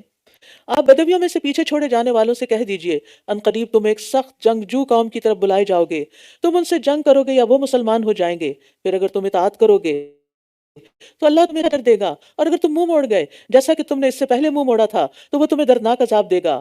لیس علی الاعمی حرج، نابینا پر کوئی گناہ نہیں، اور نہ لنگڑے پر کوئی گناہ ہے، اور نہ ہی مریض پر کوئی گناہ ہے، اور جو کوئی اللہ اور اس کے رسول کی اطاعت کرے گا وہ اسے ایسے باغات میں داخل کرے گا جن کے نیچے نہریں بہتی ہیں، اور جو کوئی منہ پھیر لے گا تو وہ اسے دردناک عذاب دے گا۔ لقد رضی اللہ عن المؤمنین اذ یبایعونک تحت الشجرہ، یقیناً اللہ ان مومنوں سے راضی ہو گیا، یقیناً اللہ مومنوں سے راضی ہو گیا جب وہ درخت کے نیچے آپ سے بیعت کر رہے تھے، تو اس نے جان لیا جو کچھ ان کے دلوں میں تھا، بس اس نے ان پر سکینت نازل فرمائی اور انہیں بطور انعام قریبی فتح عطا کی۔ بیعت رضوان میں شریک صحابہ جو ہیں ان کے بارے میں رسول اللہ صلی اللہ علیہ وسلم نے فرمایا تھا کہ تم زمین والوں میں سب سے بہتر ہو، کیونکہ ایک مشکل وقت میں انہوں نے آپ کی مدد کی، بیعت کی تھی، اور بہت سی غنیمتیں بھی جنہیں وہ حاصل کریں گے، اور اللہ بہت زبردست بہت حکمت والا ہے۔ اللہ نے تم سے بہت سی غنیمتوں کا وعدہ کیا ہے جنہیں تم حاصل کرو گے تو اس نے تمہیں یہ جلد ہی عطا کر دی، اور لوگوں کے ہاتھ تم سے روک دیے، اور تاکہ یہ مومنوں کے لیے ایک نشانی ہو جائے، اور تاکہ وہ تمہیں سیدھے رستے پر چلائے، اور کچھ دوسری غنیمتوں کا بھی جن پر تم ابھی تک قادر نہیں ہوئے، یقیناً اللہ نے ان کا احاطہ کر رکھا ہے، اور اللہ ہر چیز پر خوب قدرت رکھنے والا ہے۔ تو صلح حدیبیہ کے بعد اللہ تعالیٰ نے مکہ فتح کرا دیا، اور پھر اس کے بعد مزید فتوحات کا راستہ کھل گیا، اور یہ مسلمان یہ ساری غنیمتیں اللہ کی مدد کے بغیر حاصل نہیں کر سکتے تھے۔ اور اگر وہ لوگ جنہوں نے کفر کیا تم سے جنگ کرتے تو یقیناً وہ پیٹ پھیر لیتے، پھر وہ کوئی دوست اور مددگار نہ پاتے۔ یہ اللہ کا طریقہ ہے جو اس سے پہلے گزر چکا ہے، اور آپ اللہ کے طریقے کو ہرگز بدلنے والا نہ پائیں گے۔ سنت اللہ۔ اور وہی ہے جس نے مکہ کی وادی میں ان کے ہاتھ تم سے اور تمہارے ہاتھ ان سے روک دیے، یعنی جنگ نہ ہوئی، اس کے بعد کہ اس نے تمہیں ان پر کامیابی عطا کی تھی، اور تم جو کچھ کرتے ہو اللہ اسے خوب دیکھ رہا ہے۔ ہم الذین کفروا وصدوکم عن المسجد الحرام، یہ وہی لوگ ہیں جنہوں نے کفر کیا اور تمہیں مسجد حرام سے روکا اور قربانی کے جانوروں کو ان کی قربان گاہ تک پہنچنے سے روکا۔ اور اگر کچھ ایسے مومن مرد اور مومن عورتیں نہ ہوتی جن کو تم نہیں جانتے تھے کہ تم انہیں پامال کر دو گے، یعنی جو مکہ میں پہلے سے مسلمان ہوئے تھے، تو لا علمی میں ان کی وجہ سے تمہیں نقصان پہنچ جاتا، تو تمہیں پھر جنگ کی اجازت دی جاتی، تاکہ اللہ جسے اپنی رحمت میں داخل کر لے، تاکہ اللہ جسے چاہے اپنی رحمت میں داخل کر لے۔ اگر وہ الگ الگ ہو گئے ہوتے، یعنی مسلمان الگ ہوتے، تو یقیناً ہم ان لوگوں کو جنہوں نے ان میں سے کفر کیا نہایت دردناک عذاب دیتے۔ جب ان لوگوں نے جنہوں نے کفر کیا اپنے دلوں میں جاہلیت جیسی ضد رکھ لی، تو اللہ نے اپنے رسول پر اور مومنوں پر اپنی سکینت نازل کی اور ان کو تقوی کی بات پر قائم رکھا، اور وہ اس کے زیادہ حقدار اور اہل تھے، اور اللہ ہر چیز کو خوب جانتا ہے۔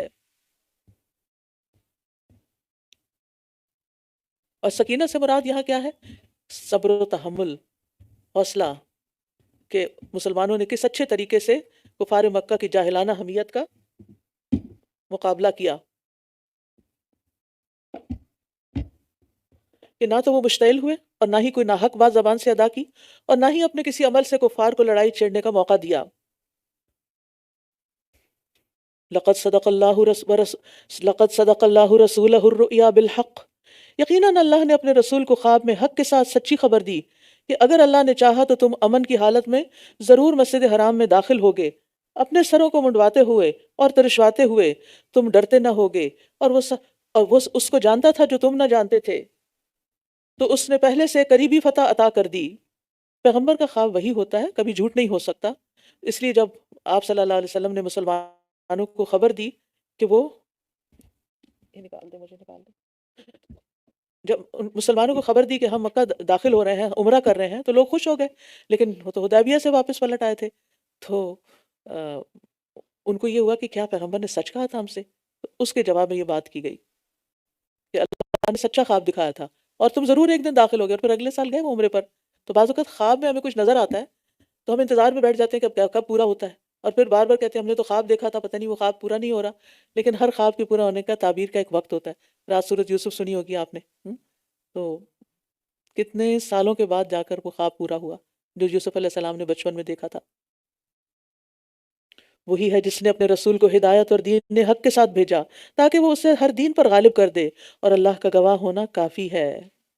محمد الرسول اللہ، محمد اللہ کے رسول ہیں، اور وہ لوگ جو ان کے ساتھ ہیں کافروں پر سخت ہیں۔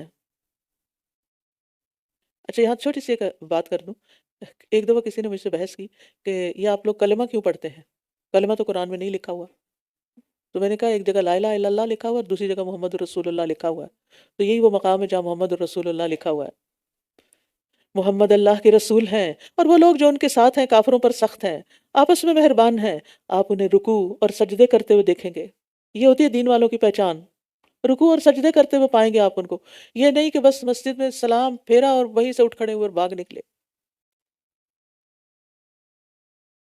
ہم سب کو سنتوں کی عادت ڈالنے کی ضرورت ہے، نوافل پڑھنے کی عادت ڈالنے کی ضرورت ہے۔ یہ محمد صلی اللہ علیہ وسلم کے ساتھیوں کی عادت تھی، یہ ان کی پہچان تھی۔ ہمارے تو فرض بھی ڈھنگ کے ادا نہیں ہو رہے، ہم کس دین پر اور کس دین کی تبلیغ کر رہے ہیں؟ آپ انہیں رکوع اور سجدے کرتے ہوئے دیکھیں گے۔ وہ اللہ کا فضل اور رضامندی چاہتے ہیں۔ وہ نمازیں اس لیے نہیں پڑھتے کہ ان کے دنیا کا کاروبار بڑا ہو جائے، وہ تہجد اس لیے نہیں پڑھتے کہ وہ زیادہ امیر ہو جائیں۔ وہ کس لیے پڑھتے ہیں؟ اللہ کی رضامندی چاہنے کے لیے، اور یہی ہم سب کی نیت ہونی چاہیے۔ ان کی علامت ان کے چہروں پر سجدوں کے اثر سے نمایاں ہے۔ ان کی یہ مثال تورات میں ہے، اور انجیل میں ان کی مثال جیسے ایک کھیتی ہو جس نے اپنی کونپل نکالی، پھر اسے مضبوط کیا، پھر وہ موٹی ہوئی، پھر وہ اپنے تنے پر سیدھی کھڑی ہو گئی۔ وہ کاشتکاروں کو خوش کرتی ہے تاکہ وہ ان کے ذریعے کافروں کو غضبناک کرے۔ ان میں سے جو لوگ ایمان لائے اور انہوں نے نیک عمل کیے، اللہ نے ان سے بخشش اور بڑے اجر کا اور بہت بڑے اجر کا وعدہ کر رکھا ہے۔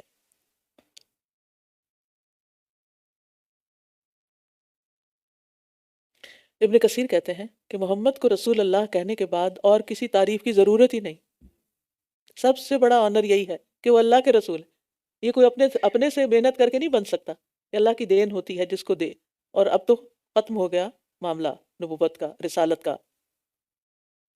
اور والذین معہ میں صحابہ کے بعد تابعین، تبع تابعین، اور پھر جو لوگ ان کے طریقے پہ چلے وہ سب شامل ہیں. اور پھر یہاں مسلمانوں کے دل آپس میں رحماء بینہم ہوتے ہیں، ایک دوسرے کے لیے مہربان ہوتے ہیں، ایک دوسرے کے دکھ درد کا خیال رکھتے ہیں، ایک دوسرے پہ ٹرسٹ کرتے ہیں، ایک دوسرے کی کیئر کرتے ہیں، ایک دوسرے کو پوچھتے ہیں، ایک دوسرے کو مضبوط کرتے ہیں. نبی صلی اللہ علیہ وسلم نے فرمایا مومن مومن کے لیے ایک دیوار کی طرح ہے جس کا ایک حصہ دوسرے کو مضبوط کرتا ہے. یعنی آپ کسی کی کمزوری کو دور کرتے ہیں، وہ آپ کی کمزوری کو دور کرتا ہے. آپ کسی کے لیے اسٹرینتھ بنتے ہیں، وہ آپ کے لیے بنتا ہے.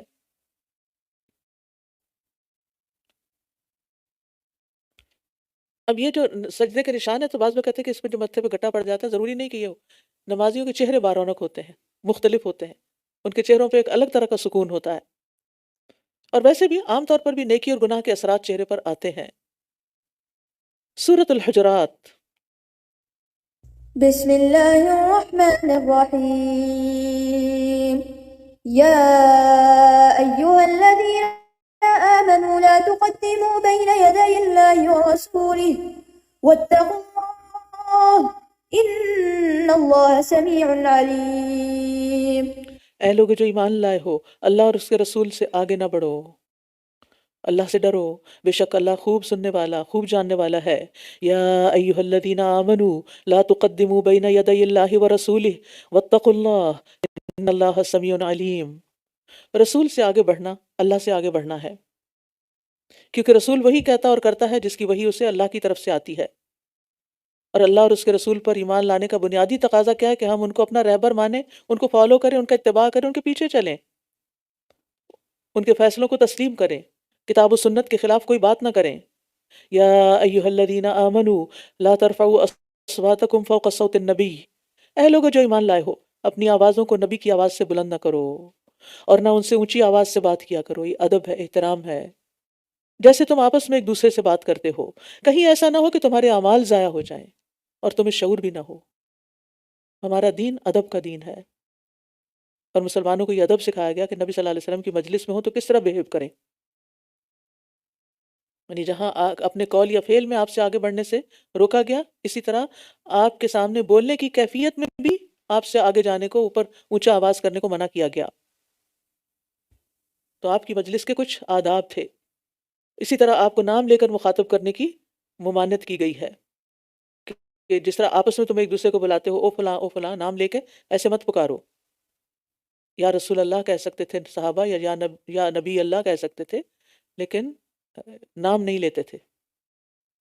بے شک جو لوگ اپنی آوازوں کو اللہ اور رسول کے سامنے پست رکھتے ہیں، اللہ اور اللہ کے رسول کے سامنے پست رکھتے ہیں، بے شک جو لوگ اپنی آوازوں کو اللہ کے رسول کے سامنے پست رکھتے ہیں، یہی وہ لوگ ہیں جن کے دلوں کو اللہ نے تقوی کے لیے آزما لیا ہے. ان کے لیے بخشش اور بہت بڑا اجر ہے. یعنی جو لوگ رسول اللہ صلی اللہ علیہ وسلم کی تعظیم کرتے ہیں، تکریم کرتے ہیں، اس کا خیال رکھتے ہیں، تو ایسے لوگوں کے دل، یعنی ان کے دلوں کو جب جانچا گیا تو اس میں تقویٰ پایا گیا. تو گویا دوسرے لفظوں میں رسول اللہ صلی اللہ علیہ وسلم کے سامنے آواز پست نہ رکھنے والے کا دل تقویٰ سے خالی ہے.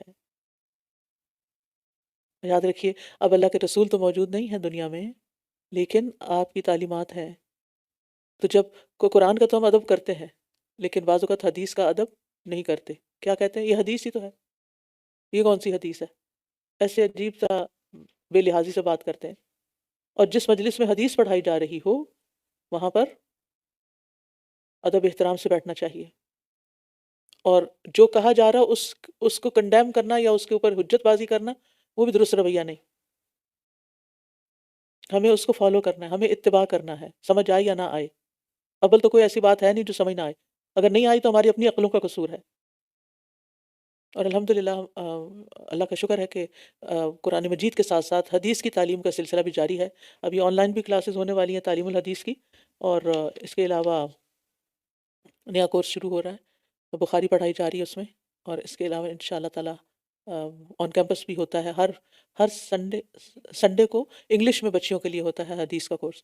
تو ہمارے بچوں کے اندر عام طور پر اس طرح کا وہ ایک اسلامی ادب اور لحاظ اور وہ مینرز نہیں ہے کہ جو ایک مسلمان کے اندر ہونے چاہیے، کیونکہ ظاہر ہے جس کلچر میں وہ رہتے ہیں اس کے اثرات زیادہ ہیں، اور ایک نارمل سی بات ہے یہ. لیکن اگر آپ چاہتے ہیں کہ ان کو یعنی نبی صلی اللہ علیہ وسلم سے محبت ہو اور آپ کی پیروی کریں، تو ضرور اس ہفتے میں ایک دن کے لیے، چند گھنٹوں کے لیے وقت نکالنا ضروری ہے. دنیا کے باقی کام ہوتے رہیں گے، ساری زندگی کام ہی ہے، لیکن انسان کو آگے بھی جانا ہے، اس کی تیاری کے لیے یہ علم بے حد ضروری ہے. جی پیچھے فلائر بھی لے سکتے ہیں اور دوسروں کو بھی بتا سکتے ہیں. ان الذین ینادونک من وراء الحجرات اکثرهم لا یعقلون. بے شک جو لوگ آپ کو حجروں کے باہر سے آوازیں دیتے ہیں ان میں سے اکثر عقل نہیں رکھتے. بدو لوگ تھے، مدینہ والے تو ایسے نہیں کرتے تھے، وہ تو سیکھ گئے تھے، ان کی تو تربیت ہو گئی تھی. اور اگر یہ لوگ صبر کرتے یہاں تک کہ آپ خود ان کی طرف نکل آتے تو ان کے لیے بہت بہتر ہوتا، اور اللہ بہت بخشنے والا، بہت رحم کرنے والا ہے. تو اس ساری بات کا خلاصہ یہ ہے کہ ہمیں اپنے دین کے شاعر کا ادب احترام کرنا چاہیے. اللہ تعالیٰ کا ادب، رسول اللہ صلی اللہ علیہ وسلم کا ادب، قرآن کا ادب، حدیث کا ادب، اور پھر ایسی جگہوں کا ادب جہاں یہ سب پڑھایا جا رہا ہو، ایسے لوگوں کا ادب جو یہ سکھانے والے ہوں، اور ایک پورا ایسا یعنی ایک تقوی والا کلچر جو ہے اس کو ڈیولپ کرنے کی ضرورت ہوتی ہے. یا ایھا الذین آمنوا ان جاءکم فاسق بنبأ فتبینوا. اے لوگو جو ایمان لائے ہو، اگر کوئی فاسق تمہارے پاس کوئی خبر لائے تو خوب تحقیق کر لیا کرو، کہیں ایسا نہ ہو کہ تم نادانی سے کسی قوم کو تکلیف پہنچا بیٹھو پھر اپنے کیے پر نادم ہو.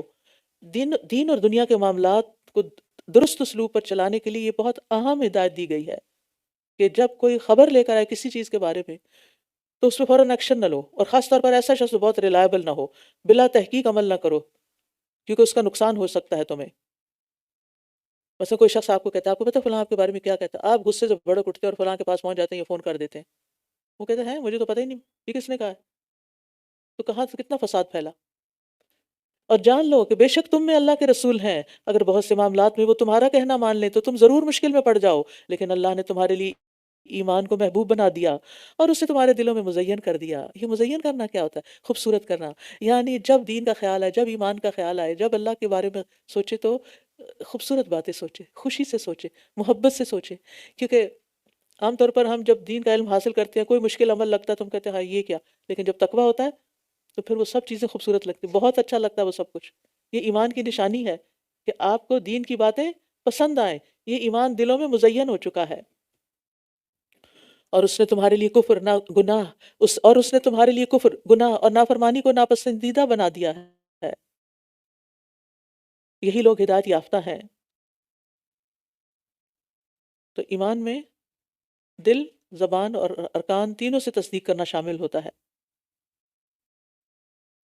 اس میں آپ دیکھیے، کفر دل سے تصدیق نہ کرنا، فسوق زبان سے اقرار نہ کرنا، اور عصیان عمل نہ کرنا. بولا ٹھیک ہے، یہ ایمان کے اپوزٹ چیزیں ہیں. ایمان کے اپوزٹ چیزیں ہیں. یہ اللہ کی طرف سے فضل اور نعمت ہے، اور اللہ خوب علم والا، خوب حکمت والا ہے. اور اگر مومنوں کے دو گروہ باہم لڑ پڑیں تو ان دونوں کے درمیان صلح کرا دو. پھر اگر ان دونوں میں سے ایک گروہ دوسرے پر زیادتی کرے تو اس سے لڑو جو زیادتی کرتا ہے، یہاں تک کہ وہ اللہ کے حکم کی طرف پلٹ آئے. پھر اگر وہ پلٹ آئے تو دونوں کے درمیان عدل کے ساتھ صلح کرو. تو دونوں کے درمیان عدل کے ساتھ صلح کرا دو اور انصاف کرو، بے شک اللہ انصاف کرنے والوں کو پسند کرتا ہے. یہ جو آپس میں صلح کرانا ہے یہ بڑا ہی پسندیدہ کام ہے، اور اس میں انصاف کے ساتھ انسان بات کرے، کیونکہ 7 آدمی جنہیں قیامت کے دن اللہ اپنے سائے میں جگہ دے گا، جس دن اس کے سائے کے سوا کوئی سایہ نہ ہوگا. ان میں سے سب سے پہلے جس کا نام لیا گیا وہ عادل حکمران ہے. یعنی اگر آپ صلح کرا رہے ہیں تو عدل کے ساتھ کرائیے. انما المؤمنون اخوہ فاصلحوا بین اخویکم واتقوا اللہ لعلکم ترحمون. مومن تو آپس میں بھائی بھائی ہیں، بس اپنے دو بھائیوں کے درمیان صلح کروا دیا کرو، اور اللہ سے ڈرو تاکہ تم پر رحم کیا جائے. یہاں مسلمانوں کا آپس کا رشتہ بتایا گیا ہے کہ ان کا آپس میں کیا تعلق ہے، چاہے وہ ایک دوسرے سے زبان، رنگ، کلچر، ہر چیز میں مختلف ہوں. پھر فرمایا یا ایھا الذین آمنوا لا یسخر قوم من قوم عسى ان یکونوا خیرا منہم ولا نساء من نساء عسى ان یکن خیرا منہن ولا تلمزوا انفسکم ولا تنابزوا بالالقاب بئس الاسم الفسوق بعد الایمان ومن لم یتب فاولئک هم الظالمون۔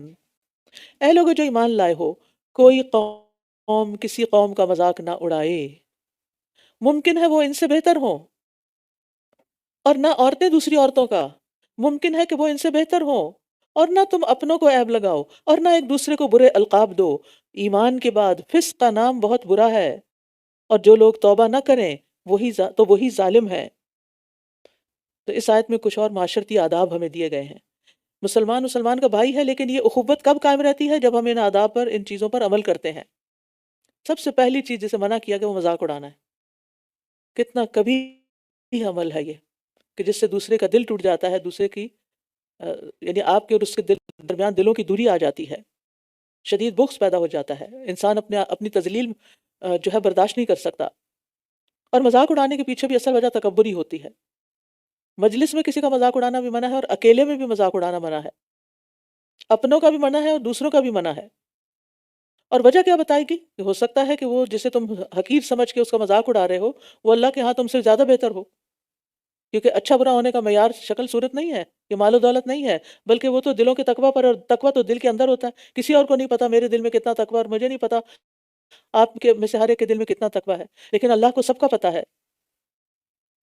اور پھر الگ سے عورتوں کا ذکر کیا گیا، کیونکہ عام طور پر مذاق اڑانے کی جو خاصیت ہے یہ خواتین میں زیادہ پائی جاتی ہے۔ بعض اوقات اپنے بچوں کا مذاق اڑا رہے ہوتے ہیں۔ تو یاد رکھیے ہر طرح کا مذاق اڑانا حرام ہے، کسی کی نقل اتارنا پسندیدہ عمل نہیں۔ اچھا ہو سکتا ہے آپ نے بھی ایک ایکسپیرینس کیا ہو کہ ہمارے ہاں بیک ہوم کالجز میں جو اینول پارٹی ہوتی ہے، جب ایک کلاس دوسرے کو رخصت کر رہی ہوتی ہے، سارا سال ٹیچر سے پڑھا ہوتا ہے، اور اس دن ٹیچرز کا مذاق اڑانے کی ایکٹنگ ہو رہی ہوتی ہے، مذاق میں ان کے بارے میں بری بری باتیں کہی جا رہی ہوتی۔ میں سوچتی ہوں کہ سارے سال کی محنت کا یہ صلہ دیا آپ نے جاتے ہوئے کہ آپ ان کو ذلیل کر کے جا رہے ہیں، کبھی لہجے کا مذاق، کبھی چال کا مذاق، کبھی کسی اور بات کا مذاق۔ نبی صلی اللہ علیہ وسلم نے فرمایا میں پسند نہیں کرتا کہ میں کسی انسان کی نقل اتاروں، ہاں مجھے یہ کچھ مل جائے، یعنی بہت بڑی دولت بھی مل جائے، میں کسی کی نقل نہیں اتاروں گا۔ اب کامیڈی کے نام سے کیا کیا نہیں دیکھتے آپ۔ پھر اسی طرح ایک دوسرے پر عیب نہ لگاؤ، جیسے کہا نا اپنے آپ کو قتل نہ کرو، تو اسی طرح اپنے آپ کو عیب نہ دو، یعنی دوسرے پر عیب لگانے والا حقیقت میں اپنے آپ پہ عیب لگا رہا ہوتا ہے، کیونکہ آپ کے منہ سے جو لفظ نکلتے ہیں اور جو بات نکلتی ہے وہ آپ کو گندا کر رہی ہوتی ہے۔ آپ اپنے عیب ظاہر کر رہے ہیں، آپ اپنی حقیقت اور اصلیت ظاہر کر رہے ہیں۔ اسلام نے صرف نصیحت کرنے کی اجازت دی ہے، اس کو پروموٹ کرنے کی نہیں، یعنی غلطی کو پروموٹ کرنے کی نہیں۔ تو لوگوں کے عیب ظاہر کرنے کی بجائے ان پہ پردہ ڈالنا چاہیے۔ نبی صلی اللہ علیہ وسلم نے فرمایا جو کسی مسلم پر پردہ ڈالے اللہ اس پر پردہ ڈالے گا۔ پھر اسی طرح ایک دوسرے کو برے القابات سے نہیں بلانا چاہیے، مثلا لنگڑا، لولا، اندھا، کالا، ٹگنا، کبڑا، اس طرح کے لفظ نہیں کسی کے لیے بولنے چاہیے۔ اسی طرح کسی کی عیب سے اس کو نہیں پکارنا چاہیے کہ او فلاں چور اور فلاں، یعنی اور برے لفظ۔ جو القاب تحقیر اور تذلیل کے لیے نہ ہو ان کی رخصت ہے، جیسے حمیدت طویل، لمبا حمید، تو اس میں کسی کی تذلیل مراد نہیں، صرف ڈسٹنگوش کرنا ہے۔ تو ان کاموں کا ارتکاب کرنے والا مومن ہونے کے باوجود فاسق ہے، یاد رکھیے وہ اللہ کا نافرمان ہے، اور ایمان لانے کے بعد فاسق کہلوانا یہ بہت ہی بری بات ہے، اور توبہ نہ کرنے والے ظالم ہیں۔ پھر فرمایا یا ایھا الذین آمنوا اجتنبوا کثیرا من الظن، اے لوگوں جو ایمان لائے ہو بہت زیادہ گمان کرنے سے اجتناب کرو، بے شک بعض گمان گناہ ہے، اور نہ تم تجسس کرو، اور نہ تم میں سے کوئی کسی کی غیبت کرے۔ کیا تم میں سے کوئی یہ پسند کرتا ہے کہ وہ اپنے مردہ بھائی کا گوشت کھائے؟ استغفر اللہ، پھر تم اسے ناپسند کرو گے، اور اللہ سے ڈرو، بے شک اللہ بہت توبہ قبول کرنے والا، نہایت رحم کرنے والا ہے۔ ہمیں مومن کے بارے میں اچھا گمان رکھنے کا حکم دیا گیا ہے، یعنی جو اس کے کچھ کرتے ہوئے دیکھو تو فوراً گمان نہ قائم کر لو، بلکہ اچھی بات سوچو، کیونکہ زیادہ تر گمان بے بنیاد اور گناہ پر مشتمل ہوتے ہیں، اور گمان سب سے جھوٹی بات ہے۔ اسی طرح گمان کا نقصان یہ ہوتا ہے کہ انسان تجسس شروع کر دیتا ہے، اس لیے اللہ تجسس کہہ کے اس کا بھی بند باندھا گیا، تجسس نہ کرو، جاسوسی نہ کرو، خفیہ باتیں معلوم کرنے کی کسی کی کوشش نہ کرو، کیونکہ برے گمان کے نتیجے میں جاسوسی ہوتی ہے نا۔ اور پھر عیبوں کی ٹو نہ لگاؤ، حدیث میں آتا ہے کہ جو کسی کے عیبوں کا پیچھا کرے، جو شخص مسلمانوں کے عیبوں کا پیچھا کرے گا اللہ تعالیٰ اس کے عیبوں کا پیچھا کرے گا، اور جس کے عیبوں کا پیچھا اللہ تعالیٰ کرے وہ اسے اس کے گھر میں رسوا کر دے گا۔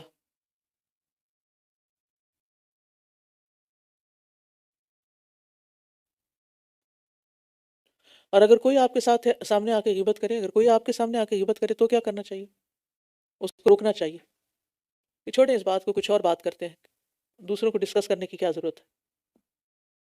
اے لوگو، بے شک ہم نے تمہیں ایک مرد اور ایک عورت سے پیدا کیا، اور ہم نے تمہیں کنبے اور قبیلے بنایا تاکہ تم ایک دوسرے کو پہچانو۔ بے شک اللہ کے نزدیک سب سے زیادہ عزت والا وہ ہے جو تم میں سب سے زیادہ تقوی والا ہے۔ جس کا تقوی ہوگا اس کی عبادات بھی اچھی ہوں گی، جس کے اندر تقوی ہوگا اس کا اخلاق بھی اچھا ہوگا، اس کی دوسرے کے ساتھ ڈیلنگز بھی اچھی ہوں گی، کیونکہ وہ ہر موقع پر اللہ سے ڈر رہا ہے۔ بے شک اللہ خوب علم والا، خوب خبر رکھنے والا ہے۔ تو گویا اللہ کے نزدیک عزت کی بنیاد تقوی ہے۔ اگر اللہ کی نگاہ میں اپنا کوئی مقام بنانا چاہتے ہو تو تقوی اختیار کرو۔ قالت الاعراب آمنا، بدویوں نے کہا ہم ایمان لائے۔ کہہ دیجئے تم ایمان نہیں لائے، لیکن کہو کہ ہم مطیع ہو گئے، حالانکہ ابھی ایمان تمہارے دلوں میں داخل نہیں ہوا۔ اور اگر تم اللہ اور اس کے رسول کی اطاعت کرو گے تو وہ تمہارے اعمال میں سے کچھ بھی کمی نہ کرے گا، بے شک اللہ بہت بخشنے والا، نہایت رحم کرنے والا ہے۔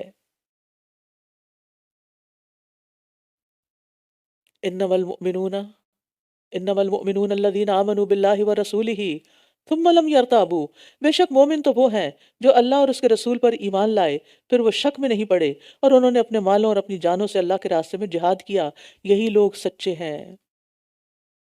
یعنی اپنی جان اور مال کے ساتھ اللہ کے راستے میں خرچ کرنے والے اپنے دعوے میں بھی سچے ہیں۔ تو صدقہ ہمارے ایمان کی سچائی کی دلیل ہوتا ہے۔ صدقہ، آپ کہہ دیجئے کیا تم اللہ کو اپنے دین سے آگاہ کرتے ہو، حالانکہ اللہ جانتا ہے جو کچھ آسمانوں میں ہے اور جو زمین میں ہے، اور اللہ ہر چیز کا خوب علم رکھنے والا ہے۔ تو قل اتعلمون، تعلمون کا کیا مطلب؟ تعلیم دینا۔ تو تعلیم جو ہوتی ہے وہ کسی کو بات بتانے کا سب سے پختہ طریقہ ہوتا ہے۔ یعنی ایک ہوتا ہے کسی کو انفارمیشن پاس کرنا، وہ تو ایسے راہ چلتے بھی دے دیتا ہے انسان، اور ایک ہے تعلیم دینا۔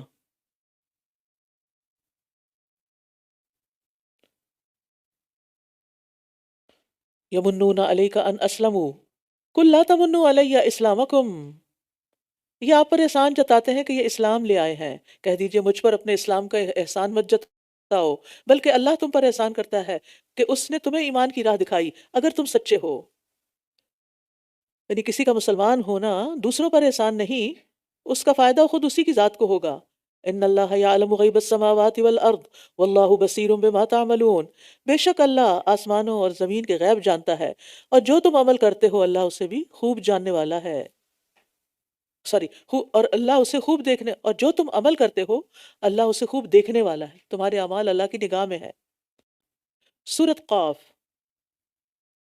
بسم اللہ الرحمن الرحیم قاف والقرآن المجید بل عجبوا ان جاءهم منذر منهم فقال الكافرون هذا شيء عجيب إذا متنا وكنا ترابا ذلك رجع بعيد۔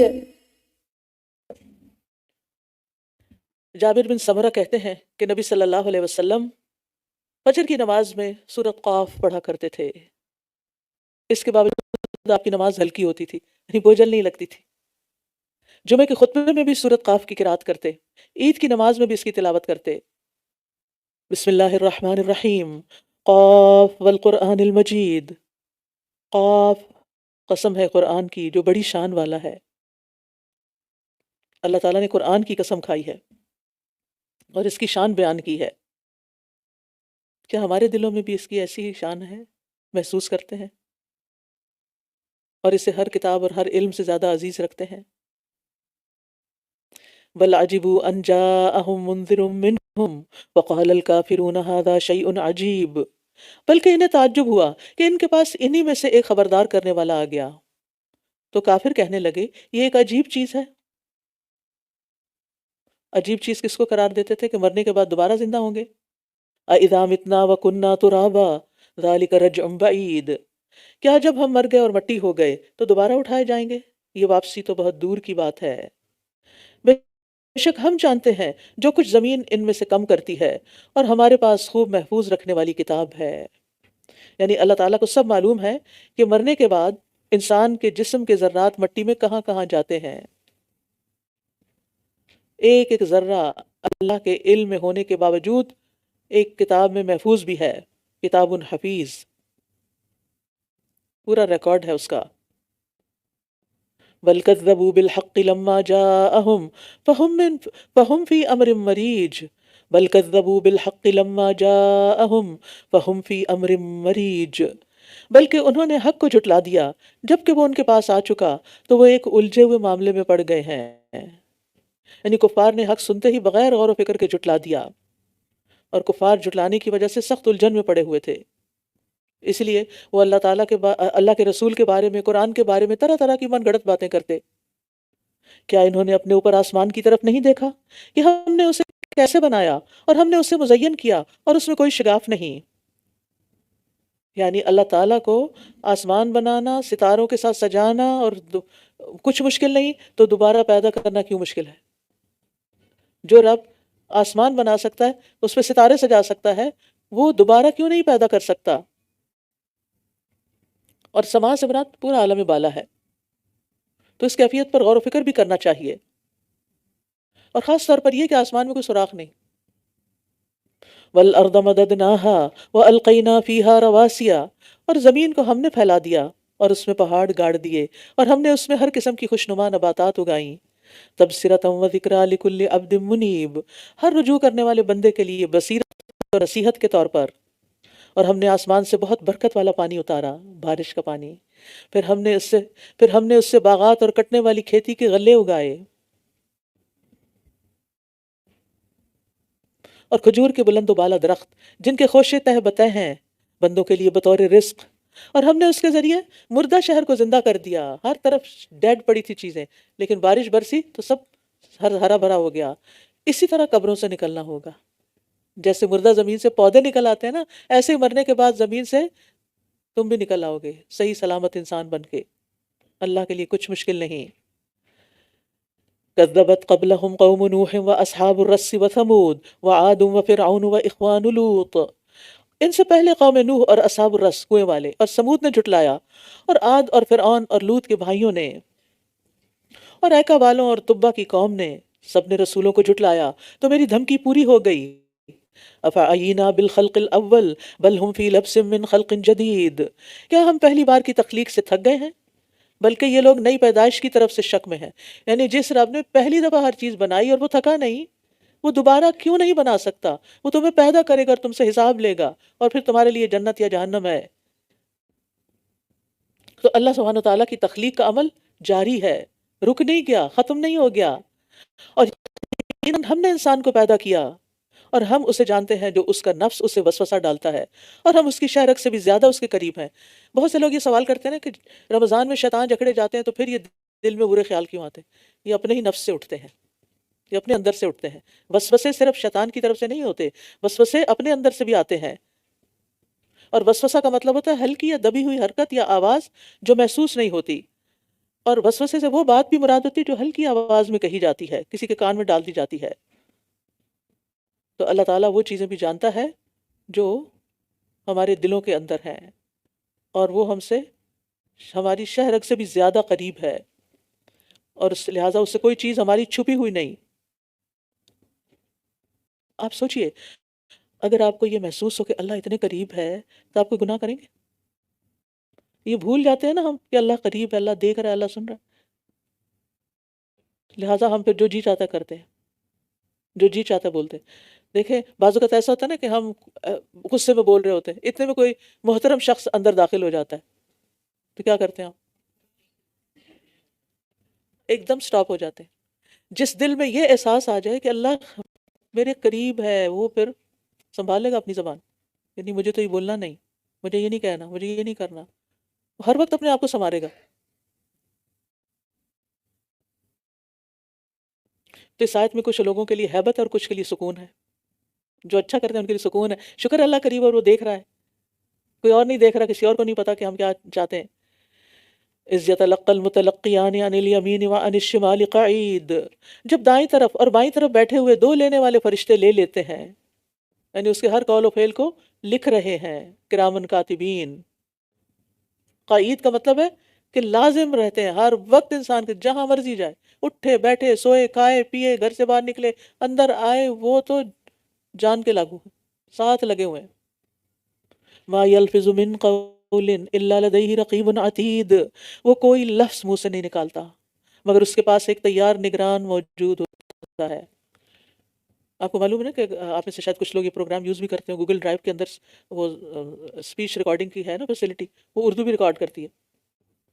پیچھے کوئی بیٹھا ہوا تھا، اس نے کہا آپ بول رہی تھی اور میں نے وہ آن کر دی اور آپ کا سارا لیکچر لکھا جا رہا، آپ بول رہی تھی اور وہ لکھ رہا تھا. میں نے کہا وہ لکھ رہا ہے اور ایک میرے فرشتے لکھ رہے ہیں، ہم سب کے ساتھ یہی ہے. لیکن ہمیں بھول جاتا ہے کہ کون لکھ رہا ہے اور ہم کیا بول رہے ہیں. اگر یہ احساس رہے تو بہت ذمہ داری کے ساتھ بولیں، کیونکہ بولا ہوا کوئی لفظ ضائع نہیں جاتا، وہ ریکارڈ ہو جاتا ہے اور پھر وہ اچھے یا برے طرف تولا جائے گا. اور پھر ایک تو ہم نارمل روزمرہ کی گفتگو کر رہے ہوتے ہیں نا ایک تو نارمل گفتگو ہوتی ہے ہماری، اور ایک ہوتا ہے بیمار ہو جائے تو ہائے وائے، یہ بھی لکھا جاتا ہے.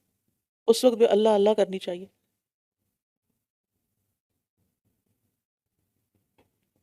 وہ کسی کی انگلی شاید کٹی تھی تو اس نے سی کیا، تو آپ نے فرمایا کہ اگر یہ بسم اللہ کہتا تو فرشتے اٹھاتے. تو ایسے مواقع پر بھی ہمیں اللہ ہمیں یاد رکھوائے کہ ہم اچھی بات ہی زبان سے نکالیں. یہاں ان فرشتوں کو رقیب و عتید سے تعبیر کیا گیا، اور دوسری جگہ کرامن کاتبین. اور فرشتوں کے ذریعے کتاب اعمال تیار ہو رہی ہے، اور قیامت کے دن انسان کے حق میں یہ خلاف وہ کتاب حجت بنے گی. وَجَاءَتْ سَكْرَةُ الْمَوْتِ بِالْحَقِّ ذَلِكَ مَا كُنْتَ مِنْهُ تَحِيدُ، اور موت کی بے ہوشی حق کے ساتھ آ پہنچی، یہ وہی چیز ہے جس سے تو بھاگتا تھا. انسان اپنی بیماری کی انتہا کو بھی پہنچا ہوا نا، تو پھر بھی اس کو امید ہوتی شاید میں بچ جاؤں. موت کے بارے میں ہم نہیں سوچتے، اسی لیے اس کی تیاری بھی اس طرح نہیں ہوتی. اور موت کی بے ہوشی سے مراد موت کی سختی، جس میں انسان کو پھر جس کہتے ہیں نا نگاہ اوپر ہو جاتی ہے، اسے ایک خاص لفظ بولتے ہیں، ٹک گئی، نگاہیں ٹک گئی. اور اسی لیے میت کی نگاہ آنکھیں کھلی ہوتی ہیں، اس کو فوراً بند کرنا چاہیے ورنہ وہ کھلی ہی رہ جاتی ہیں. تو جان نکلنے کے ساتھ ہی انسان کو ساری حقیقت سمجھ آ جائے گی کہ وہ کیا کرتا رہا، اپنی زندگی کا سب اعمال نامہ پتہ چل جائے گا. یہ انسان کے اندر ان بلٹ ہے کہ موت سے بھاگتا ہے، لیکن ہمیشہ رہنے کی خواہش کبھی پوری ہو نہیں سکتی، اس لیے اس کی تیاری کر لینی چاہیے.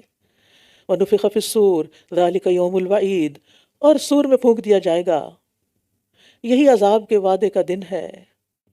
یعنی سور پھونکے جانے کے بعد ہر آدمی قبر سے نکل کر اللہ کے حضور پیش ہوگا. وَجَاءَتْ كُلُّ نَفْسٍ مَعَهَا سَائِقٌ وَشَهِيدٌ، اور ہر شخص اس حال میں آئے گا کہ اس کے ساتھ ایک ہانکنے والا اور ایک گواہی دینے والا ہوگا. یقیناً تو اس سے بڑی غفلت میں تھا، سو ہم نے تجھ سے تیرا پردہ ہٹا دیا، تو آج تیری نگاہ بہت تیز ہے. اور اس کا ساتھی فرشتہ کہے گا، یہ ہے وہ جو میرے پاس تیار ہے، تم دونوں جہنم میں ڈال دو ہر بہت ناشکرے کو جو بہت اناد رکھنے والا تھا، جو خیر سے بہت زیادہ روکنے والا، حد سے نکلنے والا، شک کرنے والا تھا، جس نے اللہ کے ساتھ کسی اور کو معبود بنا لیا تھا. بس تم دونوں اسے سخت عذاب میں ڈال دو. اس کا ساتھی شیطان کہے گا، اے ہمارے رب، میں نے اسے سرکش نہیں بنایا، لیکن یہ خود ہی بہت دور کی گمراہی میں پڑا ہوا تھا. قرین سے مراد وہ شیطان بھی ہے جو انسان کے ساتھ رہ کے اسے گمراہ کرتا رہتا ہے، اور انسانوں میں سے برے ساتھی جو اس کو برائی پہ ابھارتے ہیں. وہ فرمائے گا، تم میرے پاس جھگڑا مت کرو، حالانکہ میں نے پہلے ہی تمہاری طرف وعید بھیج دی تھی. میرے ہاں بات بدلی نہیں جاتی، اور نہ ہی میں بندوں پر کچھ ظلم کرنے والا ہوں. جس دن ہم جہنم سے کہیں گے، کیا تو بھر گئی؟ اور وہ کہے گی، کیا کچھ مزید بھی ہے؟ یعنی اتنے زیادہ لوگ اس میں پھینکے جائیں گے. اور جنت متقی لوگوں کے قریب لائی جائے گی، کچھ دور نہ ہوگی. یہ ہے وہ جس کا تم سے وعدہ کیا جاتا تھا، ہر اس شخص کے لیے جو بہت رجوع کرنے والا، خوب حفاظت کرنے والا ہو، اواب ہو، حفیظ ہو، جو رحمان سے غائبانہ خوف رکھتا ہو اور رجوع کرنے والا دل لے کر آیا ہو۔ یعنی خشیت کے ساتھ رحمان کا لفظ، کیونکہ وہ معاف بھی کر دیتا ہے۔ اللہ کی یاد میں آنسو بہانے والے کے لیے عرش کا سایہ بھی ہے۔ ادخلوها بسلام ذالک یوم الخلود، تم اس میں سلامتی کے ساتھ داخل ہو جاؤ، یہ ہمیشہ رہنے کا دن ہے، آج سے زندگی شروع ہو گئی۔ ان کے لیے اس میں وہ سب کچھ ہوگا جو وہ چاہیں گے، بلکہ ہمارے پاس مزید بھی ہے اور بھی ہے، اور ہم نے ان سے پہلے کتنی ہی امتیں ہلاک کر دیں جو قوت میں ان سے کہیں زیادہ سخت تھیں، تو انہوں نے ملکوں کو چھان مارا۔ کیا ہے کوئی جائے پناہ؟ کہ کوئی جائے پناہ ہے؟ یقیناً اس میں ہر اس شخص کے لیے نصیحت ہے جس کا کوئی دل ہو، یا وہ کان لگائے جبکہ وہ دل سے حاضر بھی ہو۔ بعض اوقات ہم سن رہے ہوتے ہیں مگر دل میں نہیں جا رہا ہوتا، جیسے ادھر ادھر دیکھ کے پانی الٹے نا گلاس میں تو کدھر جاتا ہے، تو جب توجہ نہیں ہوتی سننے کی طرف تو دل میں نہیں جاتی بات۔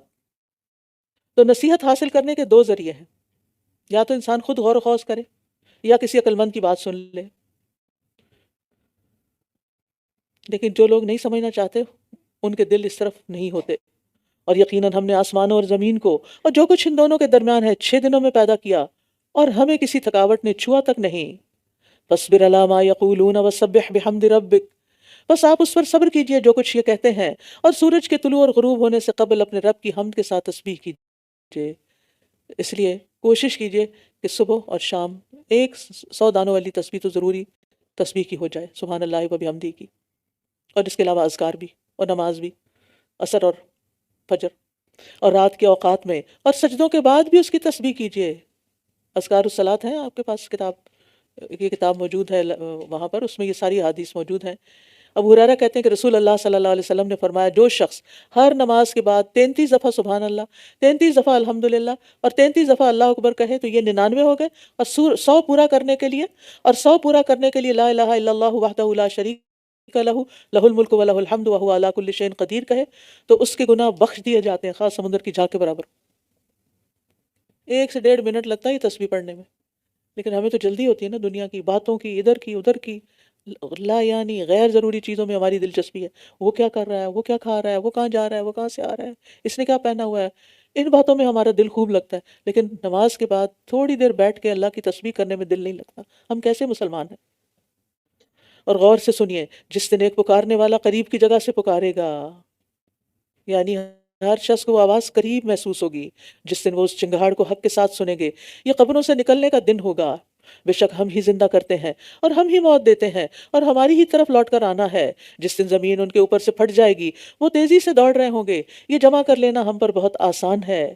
جو کچھ یہ کہہ رہے ہیں ہم اسے خوب جانتے ہیں، اور آپ ان پر کوئی جبر کرنے والے نہیں ہیں۔ بس آپ اس قرآن کے ساتھ اس کو نصیحت کیجئے جو میری وعید سے ڈرتا ہو، یعنی آپ زبردستی کسی کو نہ سنائیں، جو سننا چاہے اس کو سنائیں اور اس کو نصیحت کریں اس کتاب کے ساتھ، کیونکہ سب سے بڑی نصیحت کی کتاب یہی ہے جو سچی ہے۔ بسم اللہ الرحمن الرحیم، سورۃ الذاریات، والذاریات ذروا، فالحاملات وقرا، فالجاریات یسرا۔ قسم ہے ان ہواؤں کی جو اڑا کر بکھیرنے والی ہیں، پھر پانی کے بوجھ اٹھانے والی ہیں، پھر آسانی سے چلنے والی ہیں۔ اللہ تعالیٰ نے قیامت کے حق میں 4 قسمیں کھائی ہیں۔ پھر بارش کے کام کو تقسیم کرنے والی ہے، بے شک جس کا تم سے وعدہ کیا جاتا ہے وہ یقیناً سچا ہے، اور بے شک جزا سزا ضرور واقع ہونے والی ہے۔ قسم ہے راستوں والے آسمان کی، بے شک تم ایک اختلاف والی بات میں پڑے ہوئے ہو۔ اس سے وہی منہ موڑتا ہے جو قرآن سے پھیرا جا چکا ہو۔ اندازے لگانے والے مارے گئے، وہ لوگ جو بڑی غفلت میں بھولے ہوئے ہیں۔ وہ آپ سے پوچھتے ہیں بدلے کا دن کب ہوگا، جس روز وہ آگ پر تپائے جائیں گے۔ اپنے جلنے کا مزہ چکھو، یہ وہی ہے جسے تم جلدی طلب کرتے تھے۔ ان المتقین فی جنات وعیون، بے شک متقی لوگ باغات اور چشموں میں ہوں گے، ان کا رب جو کچھ انہیں دے گا اس کو لینے والے ہوں گے، بے شک وہ اس سے پہلے ہی نیکوکار تھے۔